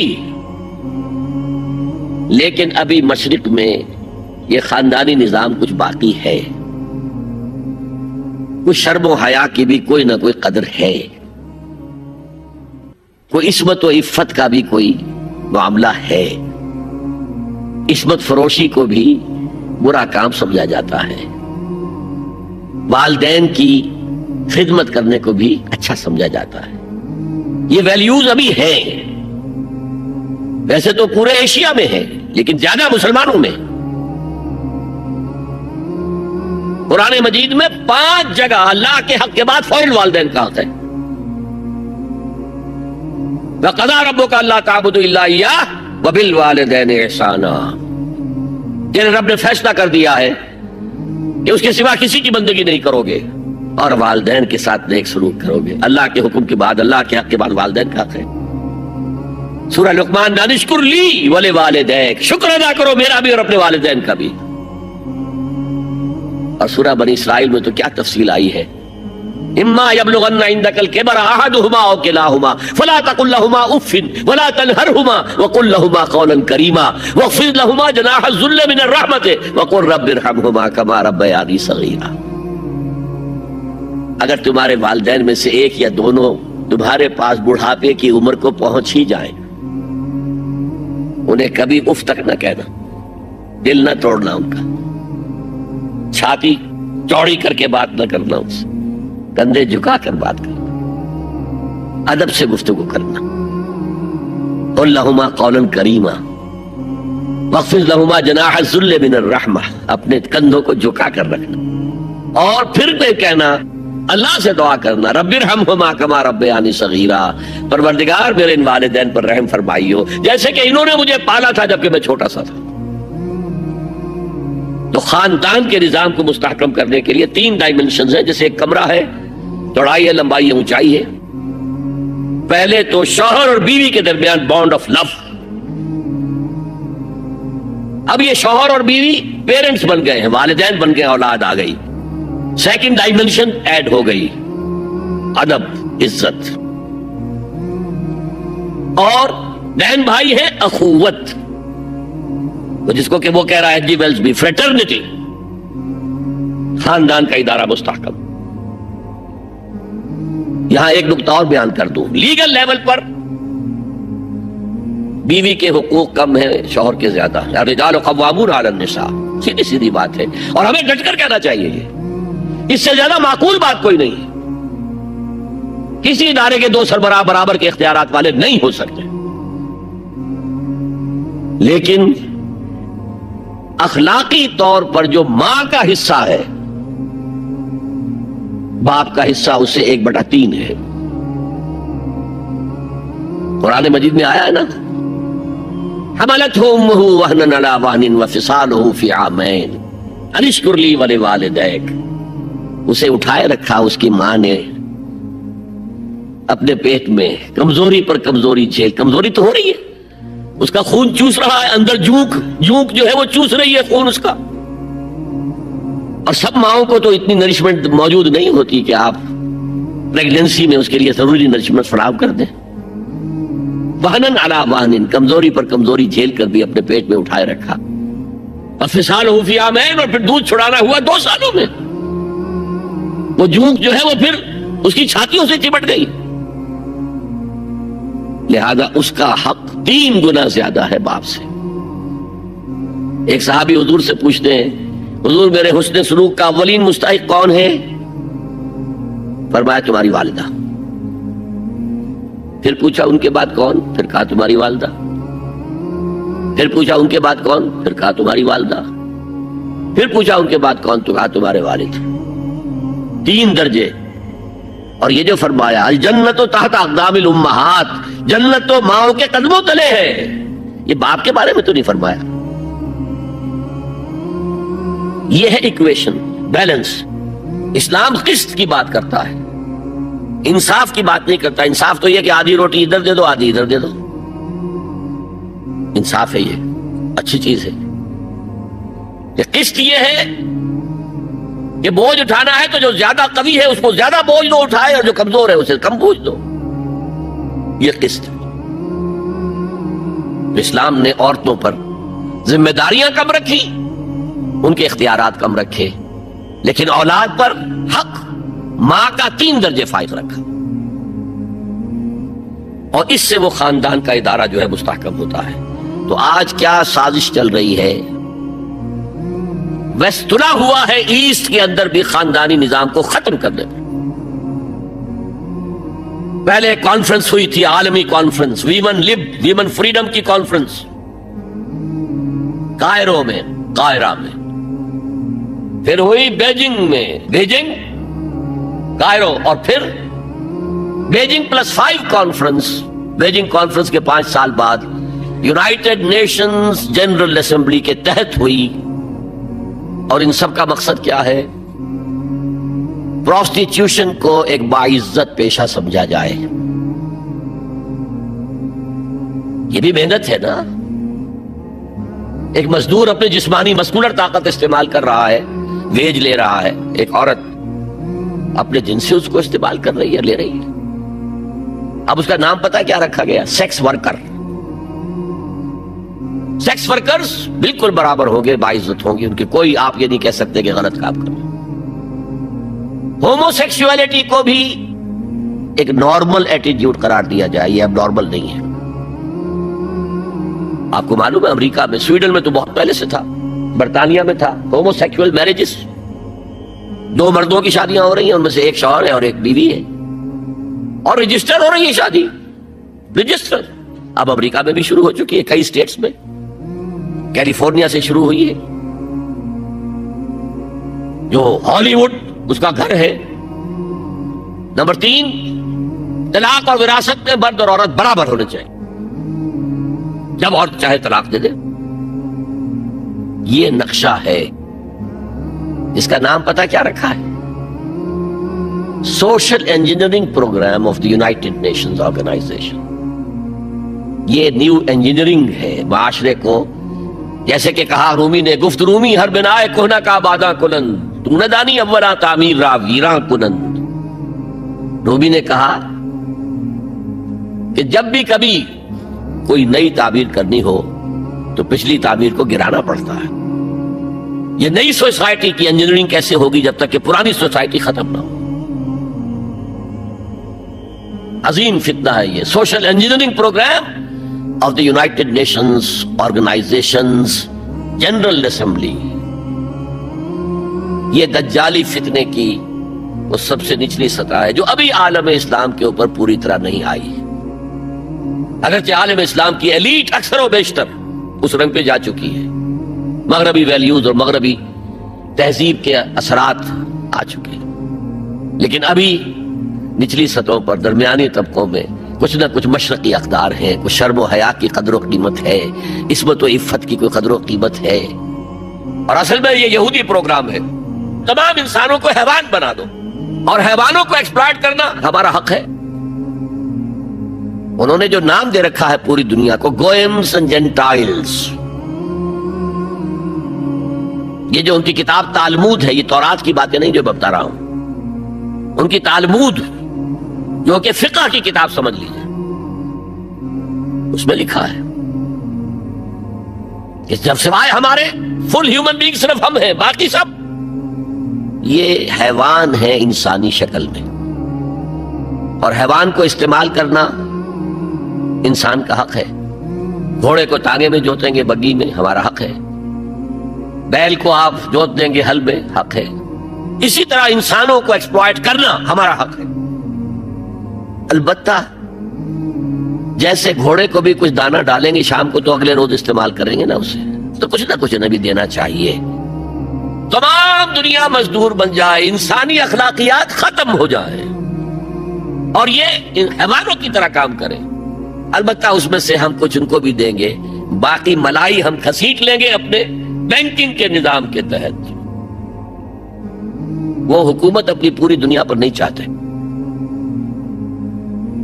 اصل میں یہ بات آئی گئی ہے تو عرض کر دوں، وہ کولونیلزم ختم ہو چکا ہے کہ انگریز یہاں آیا تھا اور ڈچ کہیں پہنچ گئے تھے، انڈونیشیا، سماٹرا، جاوا، اور کہیں فرانسیسی آ گئے تھے شام پر اس کا، اور الجزائر پر اس کا قبضہ تھا۔ یہ تھا ڈائریکٹ کولونیلزم۔ اب اس میں ہوتا کیا تھا؟ وقتاً فوقتاً بغاوتیں اٹھتی تھیں، لوگ مارتے تھے ان کو، یہ ان کو مارتے تھے۔ انہوں نے کہا یہ بستر تو لپیٹ دو، ایک نیا کولونیلزم شروع کر دو۔ ورلڈ بینک 1950 میں قائم ہو گئے۔ ہمیں آم کھانے ہیں، پیڑ گرنے سے کیا فائدہ؟ براہ راست حکومت کریں گے تو ریزنٹمنٹ ہوگی، وہ ہمیں ماریں گے، ہمیں بہت خرچ کرنا پڑے گا انہیں دبانے کے اوپر، کیا ضرورت ہے؟ پوری دنیا کو ایک گلوبل اکانومی کے شکنجے میں لے آؤ، world bank and IMF، international monetary fund, ان کے شکنجے میں کس لو، بس سب کام کریں اور وہ بھی کھائیں، کچھ کھائیں تبھی تو اگلے روز کام کر سکیں گے۔ لیکن یہ کہ ہم کھینچ لیں گے، وہ جو سونے کی چڑیا تھی، اگر ہم ایسے ہی سونا کھینچ لیں اپنے گھروں میں بیٹھے ہوئے تو ہمیں کیا ضرورت ہے وہاں جائیں اور ان کو ماریں اور وہ ہمیں ماریں؟ یہ ہے یہود کا سوچ۔ ہاں، گریٹر اسرائیل وہ بنانا چاہتے ہیں، اور ایک ہی سبب ہے عراق پر حملے کا ایک ہی سبب ہے. It's the beginning of coming into existence of greater Israel. Sharon نے کہہ دیا تھا، یاد ہوگا شاید، ان قریب عراق پر ہمارا قبضہ ہوگا. گریٹر اسرائیل میں عراق شامل ہے. پہلے کہتے تھے دریائے فرات تک، اب کہتے نہیں، دریائے دجلہ تک، ٹائگریس تک، یوفریٹ سے آگے بڑھ کر تاکہ سارا جو بھی زرخیز تو آبا ہے وہ بھی ہمارے قبضے میں آ جائے.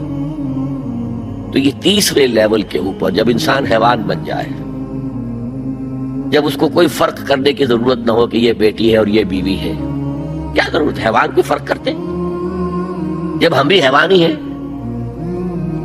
ڈارون کے نظریے نے حیوان بنا دیا تو حیوان کو فرق کرتا ہے ماں بیٹے اور بیوی میں؟ ہم نے خامخواہ اپنے اوپر قدغنیں لگا رکھی ہیں. گو ایٹ، جس طرح بھی چاہو اپنی سیکشول ارتھ کو پورا کرو. زنا تو ان کے ہاں پہلے بھی جرم نہیں تھا، زنا بالجبر جرم تھا. اور اب تاریخ نے عجیب کرشمہ دیکھا ہے. مسلمان ملک ترکی ہاتھ جوڑ رہا ہے کتنے سالوں سے کہ ہمیں بھی یورپین یونین میں شامل کر لو. وہ بار بار ٹھوکرے مارتے دفع ہو جاؤ. اب انہوں نے کیا کیا ہے؟ یورپین یونین نے کہا تمہارے قوانین میں سے یہ قوانین جو ہیں ہمارے تصور کے خلاف ہیں. 181 قوانین میں انہوں نے ترمیم کر دی. Let it become compatible with the European Union's laws. آپ کو معلوم ہے محاورہ ہے، round peg in square hole fit نہیں ہوگا، یا square peg in round hole fit نہیں ہوگا. اس کے چاروں کونے تراش دو تاکہ جا سکے. اور سب سے بڑا جو مجھے صدمہ ہوا، ترک کے اس ترکی میں زنا کوئی قابل سزا جرم نہیں تھا. اب یہ جو پارٹی آئی تھی، یہ کچھ کہا گیا تھا کچھ اسلامی ذہن کے لوگ ہیں، یہ ہیں وہ ہیں، انہوں نے ایک بل جو ہے اپنی اسمبلی میں پیش کرنے کے لیے تیار کر لیا کہ زنا کو بھی قابل تعزیر جرم قرار دیا جانا چاہیے. یورپین یونین والوں نے شور مچا دیا، ایک طرف ہمارے ساتھ آنا چاہتے ہیں، دوسری طرف یہ کام کرنا چاہتے ہیں. انہوں نے فوراً اپنا وہ بل واپس لے لیا. یہ حال ہے آج ہمارا. میرا یہ حال بوٹ کی ٹو چاٹتا ہوں میں، اور ان کا یہ حکم دیکھ میرے فرش پر نہ رینگ کیا کر رہا ہے. وہ بوٹ کی ٹو چاٹنے کے لیے فرش پر تو پڑنا ہی ہوگا نا، لیکن یہ کہ میرے فرش پر نہ رینگ، میرے قالین کو خراب نہ کر. اس تیسرا معاشرتی اور سماجی نظام کا معاملہ ہے کہ جو اس وقت ان کا ٹارگٹ ہے. اسی لیے میں نے اسے اپنی آج کی پوری گفتگو کا عنوان بنایا. سمجھے کیا خطرات آ رہے ہیں، اپنی قدروں کی طرف پلٹے. اس دور میں سب مٹ جائیں گے، ہاں باقی وہ رہ جائے گا جو قائم اپنی راہ پہ ہے اور پکا اپنی ہٹ کا ہے. ہمارے لیے اسوہ ازواج مطہرات ہیں، ہماری خواتین کے لیے. ان کا اختیار کیا جائے، ان کا نقش قدم پہ چلا جائے، اور پورے سماجی نظام کو، پورے معاشرتی نظام کو ان اقدار پر اٹھایا جائے کہ جو قرآن مجید نے ہمیں دی ہیں. یہی ہمارے لیے نجات کی راہ ہے. اقول قولی ھذا واستغفر اللہ لی ولکم ولسائر المسلمین والمسلمات. محترم خواتین و حضرات، اب حاضرین وقفہ سوالات ہوگے. آپ سے ایک بار پھر التماس ہے کہ آپ اپنے وہی احترام کو مینٹین کر رکھیں. اس کے بعد جلسہ برخاست ہوگا. ایک سوال یہ آیا ہے کہ ڈاکٹر صاحب کی خدمت میں، how did Muslim women assist during Islamic Beatles? وہاں پہ بھی وہ سیگریگیشن تو رہتی تھی. خواتین کا جاب علیحدہ تھا، کھانے تیار کرنا ان کے کیمپ علیحدہ ہوتے تھے، اور یہ ہے کہ ہاں مریضوں کی دیکھ بھال یہ وہ کرتی تھی، لیکن یہ کہ اپنی باڈی کو اچھی طرح کور کر کے. دوسرا سوال یہ ہے کہ کیا نکاح اور ولیمہ ایک ہی دن میں جائز ہے؟ تفصیل سے جواب دیں. جی میرے نزدیک جائز ہے. میں نے پچھلے دنوں اس کی تحقیق کی تھی تو اس کا عین نکاح کے وقت بھی جائز ہے. اور میرے علم کی حد تک سعودی عرب میں آج کل یہی ہو رہا ہے کہ نکاح کے وقت ہی ایک دعوت ہوتی ہے، لیکن وہ دعوت جو ہے ہوتی تو ہے اس گھر میں جہاں نکاح ہو رہا ہے، لڑکی والا گھر، اس کا سارا خرچہ لڑکے والے برداشت کرتے ہیں. تو اس طرح اس کو ولیمۃ العرس کہتے ہیں. وہ یہ ہو سکتا ہے، اگرچہ ہمارے ہاں جو روایت زیادہ ہے وہ یہی ہے کہ کم سے کم شوہر اور بیوی کی ایک ملاقات جو ہے تخلیہ میں ہو جائے، اس کے بعد ولیمہ. لیکن یہ کہ میں نے تحقیق کیا ہے تو معلوم ہوا کہ نہیں جائز ہے.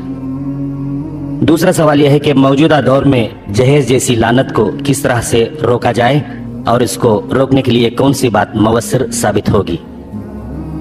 ये मामला आसान नहीं है, इसलिए हमने पाकिस्तान में भी जब तहरीक शुरू की तो हमें मालूम था कि जहेज को रोकना बहुत मुश्किल है। तो मैंने इसकी तो शर्त लगा दी थी कि जो निकाह मस्जिद में नहीं होगा मैं उसमें शरीक नहीं होऊंगा।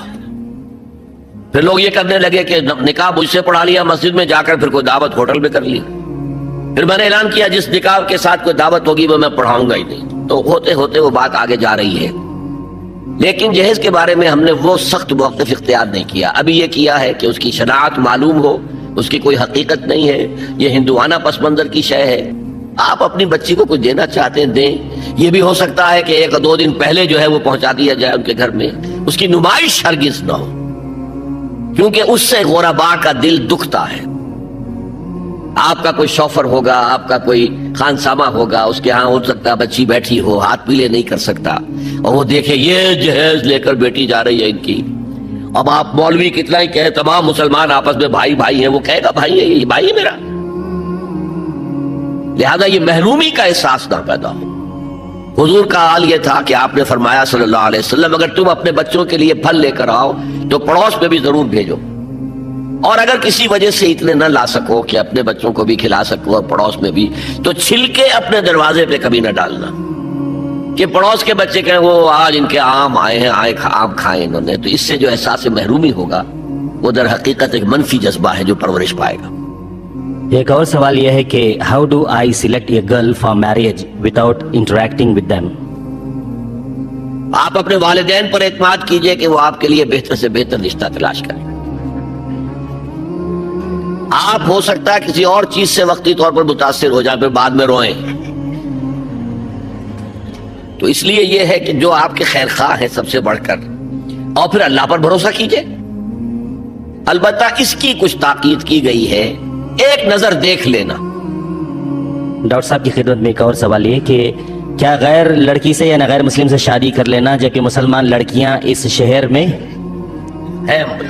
हैं, और समझ लेना कि मैंने शादी करके इसको मुसलमान बनाया और बड़ा सवाब कमाया? अगर तो वो लड़की पहले मुसलमान हो गई है, शादी करने के बाद के वादे पे नहीं, वो तो वादा फर्दा है, पूरा होगा या नहीं होगा। पहले मुसलमान हो जाए तो ठीक है, कोई हर्ज नहीं है, मुसलमान है, मुसलमान के साथ शादी हो जाएगी।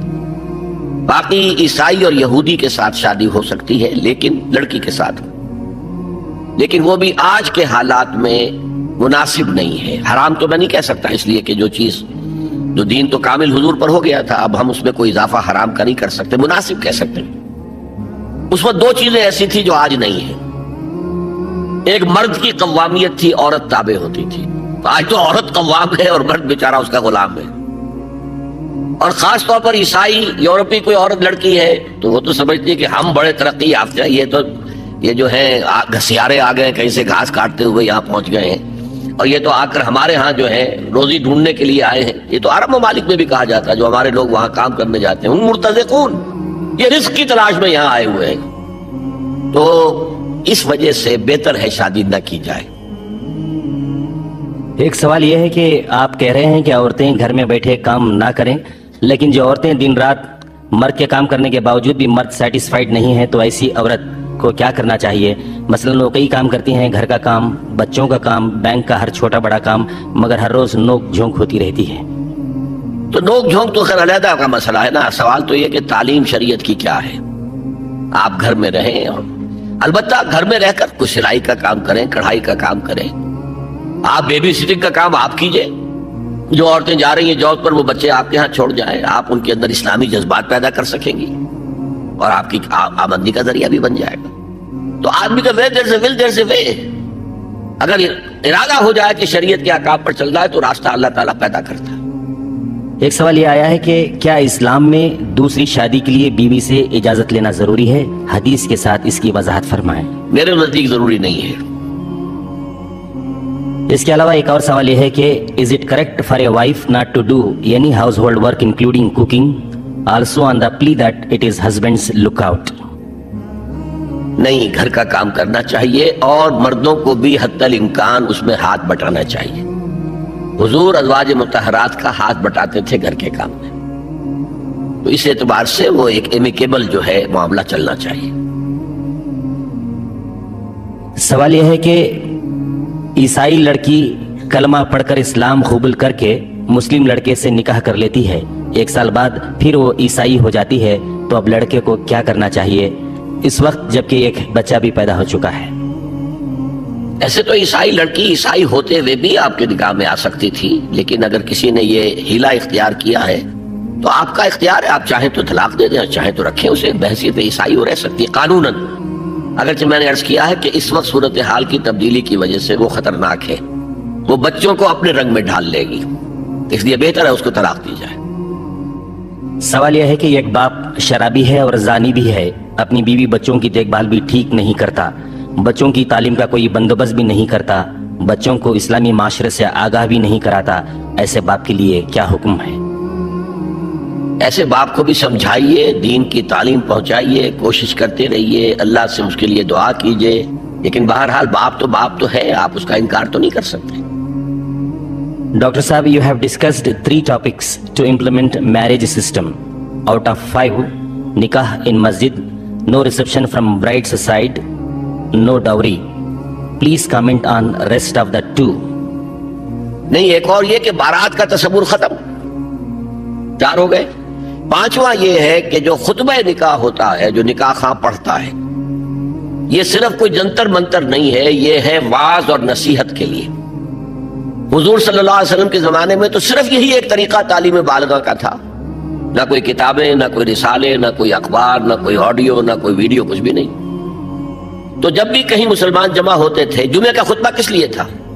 میں نے شاید آپ کو بتایا کہ قال للنبی صلی اللہ علیہ وسلم خطبتان یجلس بینہما، کیا کرتے تھے؟ یقرأ آیات من القرآن ویذکر الناس، آیات قرآن پڑھتے تھے اور لوگوں کو یاد دہانی کراتے تھے. یہی معاملہ خطبہ نکاح کا ہے. اب ہمارے ہاں کیا ہے کہ جمعے کے خطبہ تو لوگوں کو سمجھ میں نہیں آتا. دیہات میں تو ایسے لوگ امام بھی ہوتے ہیں کہ جو خود بھی نہیں پڑھ سکتے، لہذا وہ کتاب سے اٹک اٹک کر پڑھتے ہیں، تو اگلوں کو کیا پتا، لہذا اس سے پہلے آپ واعظ رکھتے ہیں. یا اہل حدیث حضرات پھر اردو کے خطبے کو بھی، واعظ کو بھی شامل کر لیتے ہیں عربی خطبے کے ساتھ. تو یہی کام ہم کرتے ہیں. 5ویں بات یہ ہے کہ خطبہ نکاح صرف پڑھا نہ جائے، اس کا ترجمہ سنایا جائے لوگوں کو، اور اس کی مختلف وضاحت کی جائے کہ کیا اس میں تلقین ہے، کیا اس میں نصیحت ہے، کیا اس میں آپ کے لیے ہدایات ہے. سوال یہ ہے کہ آپ نے اخبارات کو یہ بیان دیا ہے کہ کشمیر سے متعلق آپ نے جو کہا ہے اس کی وضاحت کریں، جبکہ بقول مودودی کشمیر کے ساتھ میرا تعلق وہی ہے جو میرے اپنے جسم کے کسی حصے کا تعلق میرے ساتھ ہے. ماخوذ مومن صادق کی پہچان جہاد. لیکن شاید آپ کے معلوم ہوگا کہ 1948 کے جہاد کشمیر کو مولانا نے جہاد نہیں مانا تھا، اور اس پر ان کے خلاف بڑا طوفان اٹھا تھا، اور انڈین ریڈیو نے بہت زیادہ ایکسپلائٹ کیا تھا ان کے اس بیان کو. تو میں نے بھی اصل میں جو کہا وہ ہے کہ جہاد فی سبیل اللہ نہیں مانتا. اصل میں معاملہ کیا ہے؟ ایک جہاد ہے فی سبیل الحریت، آزادی کے حصول کے لیے، سیلف ڈٹرمینیشن کے حصول کے لیے جہاد. اور اس میں بھی میں بہتر یہ سمجھتا ہوں کہ اگر کشمیری اس کا جہاد کرنا چاہیں تو پیسفل ذرائع سے کریں. اگر 1 لاکھ آدمیوں کا جلوس نکلے اور اس کے اوپر جو ہے فائرنگ ہو، 100 آدمی مر جائے، پوری دنیا میں تہلکہ مچ جائے گا. انہیں سیاسی اعتبار سے جدوجہد کرنی چاہیے تھی. مجھے آپ حضرات کو زیادہ یاد ہوگا کہ اندرا گاندھی نے 2 منسٹریز کو ایک دم جو ہے برخاست کیا تھا. ایک آندھرا پردیش کی، وہ جو رام کا کردار ادا کرتا تھا ایکٹر، کیا نام تھا اس کا، این ٹی راما راؤ، اور ایک فاروق عبداللہ کی کشمیر کی. یہاں سے 2 لاکھ آدمی جا کر اور منسٹر ہاؤس کا گھیراؤ کر کے بیٹھ گئے کہ تم کون ہوتی ہو؟ ہمارا الیکٹڈ وزیر اعلیٰ ہے، وہ نہیں اٹھے گے یہاں سے جب تک کہ اپنا حکم واپس نہیں لیتی. انہیں واپس لینا پڑا، اور کشمیر سے اب اس کا ڈاکٹر فاروق عبداللہ کا بہنوئی آ کر بیٹھ گیا، جی میں حاضر ہوں جو حکم دے. کوئی ایجیٹیشن نہیں ہوا. یہ فرق ہے. آپ آرگنائز کر کے ایک پیسفل انداز میں اپنا مطالبہ سامنے رکھیں، اور اس میں پھر گولیاں چلیں. اب کہتے ہیں 70,000 جو ہیں وہ شہید ہو گئے ہیں، مارے گئے ہیں، یہ ہوا ہے، اتنی عورتیں جو ہیں ان کی عصمتیں لٹی ہیں، اتنے گھر جلے ہیں، اتنی دکانیں چلی ہیں. اگر پیسفل طریقے سے اس کا 10واں حصہ بھی قربانی دیتے تو اپنا مقصد حاصل کر سکتے تھے. ایک سوال یہ کہ نماز میں خشوع و خضوع کو کس طرح قائم کیا جائے اور خشوع و خضوع سے صحیح مراد کیا ہے؟ خشوع و خضوع، خشع کہتے ہیں جھکنے کو، اور خضع کہتے ہیں دل کی نرمی کو. تو نماز جب ہم پڑھیں تو دل میں اللہ کی محبت ہو، اللہ کے سامنے حاضری کا احساس ہو، تو صرف جسم ہی نہ جھک رہا ہو، ہمارا پورا وجود اللہ کے سامنے جھکے. اور اس کے لیے ضروری کیا ہے؟ وہی بات، 100 باتوں کی ایک بات، ایمان کو گہرا کیجئے. تو نماز جو ہے وہ معراج المومنین بن جائے گی. حضور کی حدیث ہے الصلاۃ معراج المومنین. سوال یہ ہے کہ مغربیت کے اس فتنے کا جواب دینے کے لیے آج عالم اسلام میں ایک اتحاد کی ضرورت ہے، مگر افسوس کہ جو نہیں ہے، تو ایسے حالت میں کیا کیا جائے؟ ایسے حالت میں اصل میں عالم اسلام کے اتحاد کو تو ذہن سے آپ نکال دیجئے. یہ انہونی شے ہے، یہ نہیں ہوگی. جو کچھ ہو سکتا ہے وہ یہ ہے کہ کسی ایک ملک کے مسلمان اپنے ملک میں اسلامی نظام برپا کر دیں اور پھر دنیا کو دکھا سکے، come and see with your own eyes this is Islam. اسلام کو ریپرزینٹ کریں، اللہ اور اس کے رسول کی نمائندگی کریں. آؤ دیکھو یہاں پہ کوئی ریپریشن نہیں ہے، آؤ دیکھو یہاں مساوات ہے، آؤ دیکھو یہاں امن ہے، آؤ دیکھو یہاں کرائمز نہیں رہے، آؤ دیکھو یہاں پہ ہر شخص کی بنیادی ضروریات انڈر رائٹ کی گئی ہیں، سوشل سیکیورٹی کا یہ نظام ہے. یہ سارا کچھ اگر ہم دکھا سکیں گے دنیا کو تو یہ نظام پھر جنگل کی آگ کی طرح پھیلے گا، دنیا قبول کرے گی. دنیا تلاش میں ہے کہ اسے کوئی نظام عدل اجتماعی مل جائے. بادشاہت کے خلاف بغاوت ہوئی کس لیے؟ تاکہ انصاف ہونا چاہیے. کیا ہے؟ یہ بادشاہ بنا بیٹھا ہوا ہے. فرینچ ریولوشن آیا، لیکن فرینچ ریولوشن سے صرف سیاست بدلی، معیشت تو نہیں بدلی، وہی سودی معیشت. اب وہ کارخانے دار انڈسٹریل ریولوشن کے بعد کیپٹلسٹ جو ہے وہ حکمران ہو گیا. ڈیموکریسی، آج امریکہ کی ڈیموکریسی بھی ڈیموکریسی نہیں ہے. جس ڈیموکریسی کا خواب کبھی افلاطون نے دیکھا تھا ریپبلک نامی کتاب میں، اور کبھی پھر والٹیئر اور روسو نے دیکھا تھا، وہ تو کہیں بھی نہیں ہے دنیا میں آج تک. It is the dictatorship of the capitalist in America. اس کے خلاف رد عمل ہوا کمیونزم کا، تو ایک پارٹی ڈکٹیٹرشپ قائم ہو گئی. یہ انسان کیوں دھکے کھا رہا ہے ادھر سے ادھر، ادھر سے ادھر، in search of a just social order? وہ ہمارے پاس ہے، لیکن ہم خزانے کا سانپ بنے بیٹھے ہوئے ہیں، نہ خود اس کے اختیار کرتے، نہ کسی کو اس کے قریب آنے دیتے. سوال یہ ہے کہ is it necessary for a lady to work only in schools and hospitals apart from the cottage industry? Where else can she work? اسکولوں کے اندر پڑھائیں ٹھیک ہے، ہاسپٹل میں کام کریں ٹھیک ہے. جو میں نے کاٹیج انڈسٹری کا کہا، پھر میں نے کہا کہ آپ ایسے اسپیشل انڈسٹریل یونٹس بنائیں جہاں عورتیں کام کریں، عورتیں سپروائز کریں. Where there is a will, there is a way. راستہ نکل آئے گا. سوال یہ ہے کہ does Islam permit a woman to remain in parda, that is wearing hijab? Can she still go out and work? Where shall we work? اگر وہ جا کر مردوں کے دفتر میں بیٹھی ہے تو کیسے پردہ ہوگا وہاں؟ پردہ لے کر تو آپ دفتر میں تو داخل ہو گئی، اس کے بعد کیا ہوگا؟ تو یہ صرف کہنے کی باتیں ہیں. مخلوط جگہ پر عورت کو نہیں جانا ہے، سیدھی سیدھی بات. ایکسکلوسیو عورتوں کا ادارہ ہے، آپ جائیں کام کریں. عورتوں کا اسکول ہے، پڑھائیں. عورتوں کا کالج ہے، پڑھائیں. اللہ کرے اسلامی ریاست ہو تو عورتوں کی یونیورسٹیاں علیحدہ ہو. ایران میں اب یونیورسٹی بہت بڑی جو ہے تہران میں بنی ہے، فاطمہ الزہرا یونیورسٹی کے نام سے. عورتیں لڑکیاں پڑھتی ہیں، خواتین پڑھاتی ہیں، یونیورسٹی ہے بہت بڑی. تو راستہ کہیں رکتا نہیں ہے، قدم نہیں رکتے ہیں. سوال یہ ہے کہ in Islam parda is a so important فرض. How come in Pakistan, Islamic country, ladies with all over makeup come on the stage and recite naat and other things? اس لیے کہ اسلام کو ہم نے وہاں اختیار نہیں کیا ہے. میں تو صاف صاف آپ سے بات کہہ رہا ہوں. پورے عالم اسلام میں کوئی ایک ملک ہم نہیں دکھا سکتے کہ جہاں پر اسلام کو ایک مکمل نظام کی حیثیت سے اختیار کیا گیا. اور یہی سبب ہے ہماری ہیوملیشن کا، ہماری ذلت اور رسوائی کا. ہم اللہ کے عذاب کی گرفت میں ہیں کہ ہم اسے مس ریپرزینٹ کر رہے ہیں، حالانکہ ہمارا کام تھا ریپرزینٹ کرنا. شہداء علی الناس کونوا قوامین بالقسط شہداء للہ. اللہ کے حق میں گواہی دینے والے کھڑے ہو جاؤ عدل و انصاف کو قائم کرنے کے لیے. ایک اور سوال ڈاکٹر صاحب کی خدمت میں یہ بھیجا گیا ہے کہ in case of husband's death can a woman go out for work to take care of her family? اس میں بھی پابندی وہی رہے گی، گھر پہ بیٹھ کر کام کریں. ہمارے ہاں یہ مثالیں خاندانوں میں ہیں، بچوں کو پالا ہے، گھر میں بیٹھ کر سلائی کا کام کیا، کڑھائی کا کام کیا، اپنے یتیم بچوں کو پالا ہے. میں نے ایک اور بتا دیا ہے کہ جو ورکنگ ویمن ہیں، غیر مسلم ہوں کوئی ہوں، کہ بچوں کو آپ سنبھالے جب وہ کام کرنے جاتی ہیں. بیبی سٹنگ کا کام ہے، اچھا ہے، بہت عمدہ ہے. ایک ہمارے غیر مسلم بھائی نے کوشچن بھیجا ہے ڈاکٹر صاحب کے لیے کہ I want to become Muslim but I am confused by the sects of Islam, what I should follow. آپ قرآن کا مطالعہ کریں اور قرآن اور سنت کو اپنا امام بنا لیں. حتی الامکان سیکس کو چھوڑ دیجئے، کوئی ضروری نہیں ہے. حنفی ہونا فرض نہیں ہے، مالکی ہونا فرض نہیں ہے، لہذا اصل شے ہے قرآن و سنت.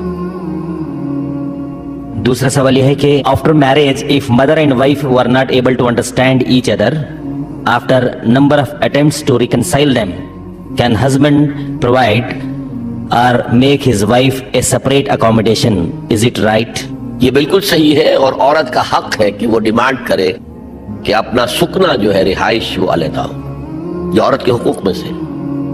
سوال یہ ہے کہ ہندوستان کے مسلمان پاکستانیوں کو بھائیوں سے بڑھ کر سمجھتے ہیں، لیکن یہ جذبہ پاکستانی بھائیوں میں اتنا نہیں ہے، ایسا کیوں؟ اس کی وضاحت فرمائیں.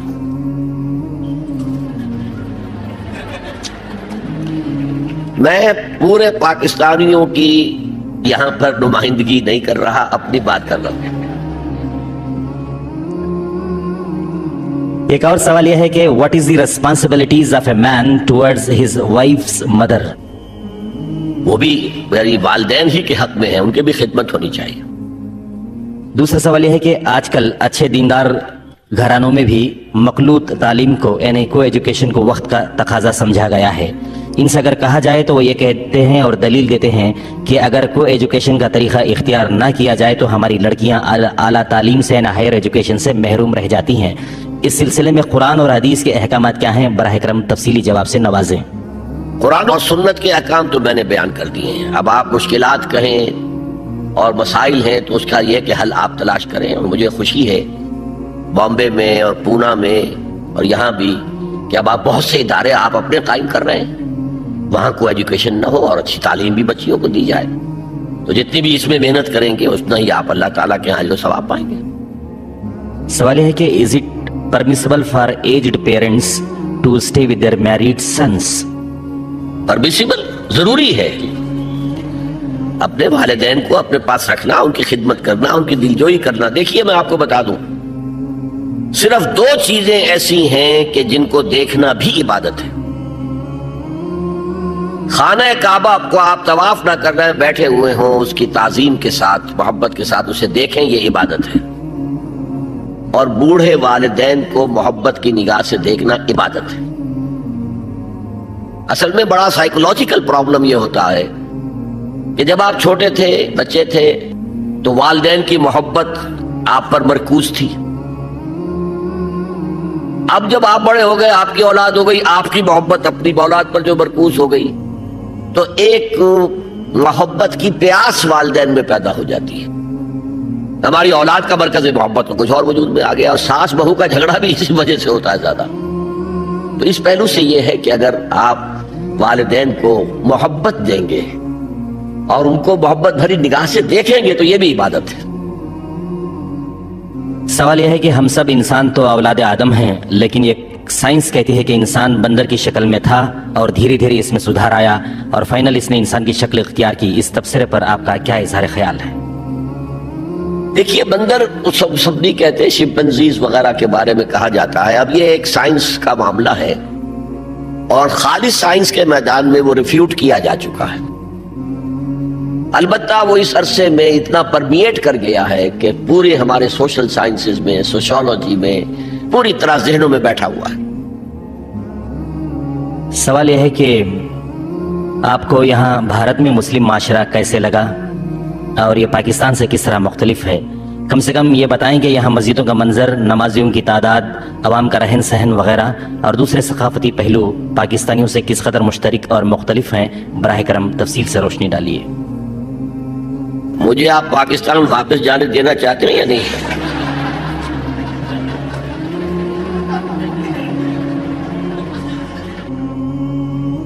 सवाल यह है कि is it right and just for a husband to be irresponsible towards his first wife and children after marrying another woman? नहीं, हराम मुतलक है। दोनों में मुसावात कायम रखना बहुत जरूरी है। सिर्फ जिस चीज की इजाजत दी गई है वो ये है कि आपका कल्बी मैलान किसी एक की तरफ ज्यादा हो सकता है जिस पर आपको कंट्रोल नहीं है, लेकिन जो चीजें नापी जा सकती हो, तोली जा सकती हो, गिनी जा सकती हो, उनमें बराबरी करना लाजिम है। जैसे हुजूर ने अज़वाज के औकात मुकर्रर किए हुए थे, दिन मुकर्रर किए हुए थे, रोजाना असर से मगरिब के दरमियान सबका एक चक्कर लगाते थे, एक अहवाल पूछने के लिए कैसी तबीयत है, और जो आता था माले गनीमत में से कुछ हिस्सा तो वो आप बराबर बराबर तकसीम करते थे। तो ये है, ये जरूरी है कि इंसाफ हो, सिवाय इसके कि कल्बी मैलान जो है वो इंसान के इख्तियार में नहीं होता। सवाल यह है कि why don't it be declared that husbands taking dowry is haram because of which many of our sisters remain unmarried? हम तो यही कह रहे हैं, इसी का चर्चा कर रहे हैं कि असल में मसला क्या होता है कि इसका ताल्लुक हमारी माशी जिंदगी से है। होता क्या है, जिस माशरे में लड़कियां कम हो, लड़के ज्यादा हो, तो लड़की की कीमत देनी पड़ती है। यह है डिमांड एंड सप्लाई का मामला। पठान माशरे में लड़कियों की कीमतें लेते हैं वो, यानी मेहर के नाम से, लेकिन वो वालजान रखते हैं अपने पास। हमने पाला पोसा, ये किया वो किया, अब ये पैसा हमारा है। गलत है, हराम है। मेहर लड़की का हिस्सा, उसे मिलना चाहिए।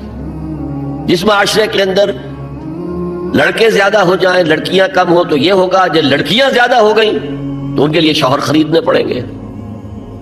उनका मुतालबा आएगा, हमें कार लेके दीजिएगा जी, हमें ये कीजिएगा, ये फ्लैट लेके दें, या वो मकान। ये बहुत सी चीजें ऐसी हैं कि जिनका ताल्लुक हमारे माशी जिंदगी से है। लेकिन तहरीक हमने चलाई है कि अव्वल तो बिल्कुल ना हो, सिरे से ना हो, लेकिन अगर कुछ है आप देना दिलाना चाहते हो तो इख्फा के साथ दें। इसकी पाबंदी शर्त है, लाजिम। सवाल यह है कि तमाम मुफ्तियान इकराम ये फरमाते हैं कि टीवी का घर में रखना हराम व नाजायज है। आपकी राय इस सिलसिले में क्या है? वाज़ेह तौर पर जवाब से इनायत फरमाएं। वो तो मेरे इस अमल से जाहिर है कि मैं अपनी तकरीरों के वीडियोस तैयार करवाता हूँ, अब वो देखे जाते हैं, तो मेरे नजदीक ये हराम नहीं है।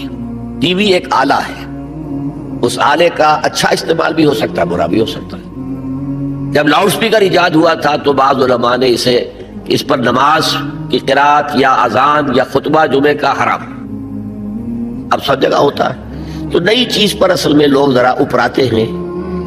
हालांकि फतवा किसका था? मौलाना अशरफ अली थानवी रहमतुल्लाह अलैह। इसी तरह टीवी का मसला, टीवी तो एक आला है, लाउड स्पीकर एक आला है। आप गाने भी नशर कर सकते हैं, पूरे मोहल्ले की नींद हराम कर सकते हैं, और ये कि आप उसको अच्छे इस्तेमाल में ले आए। इसी तरह है टीवी का मामला।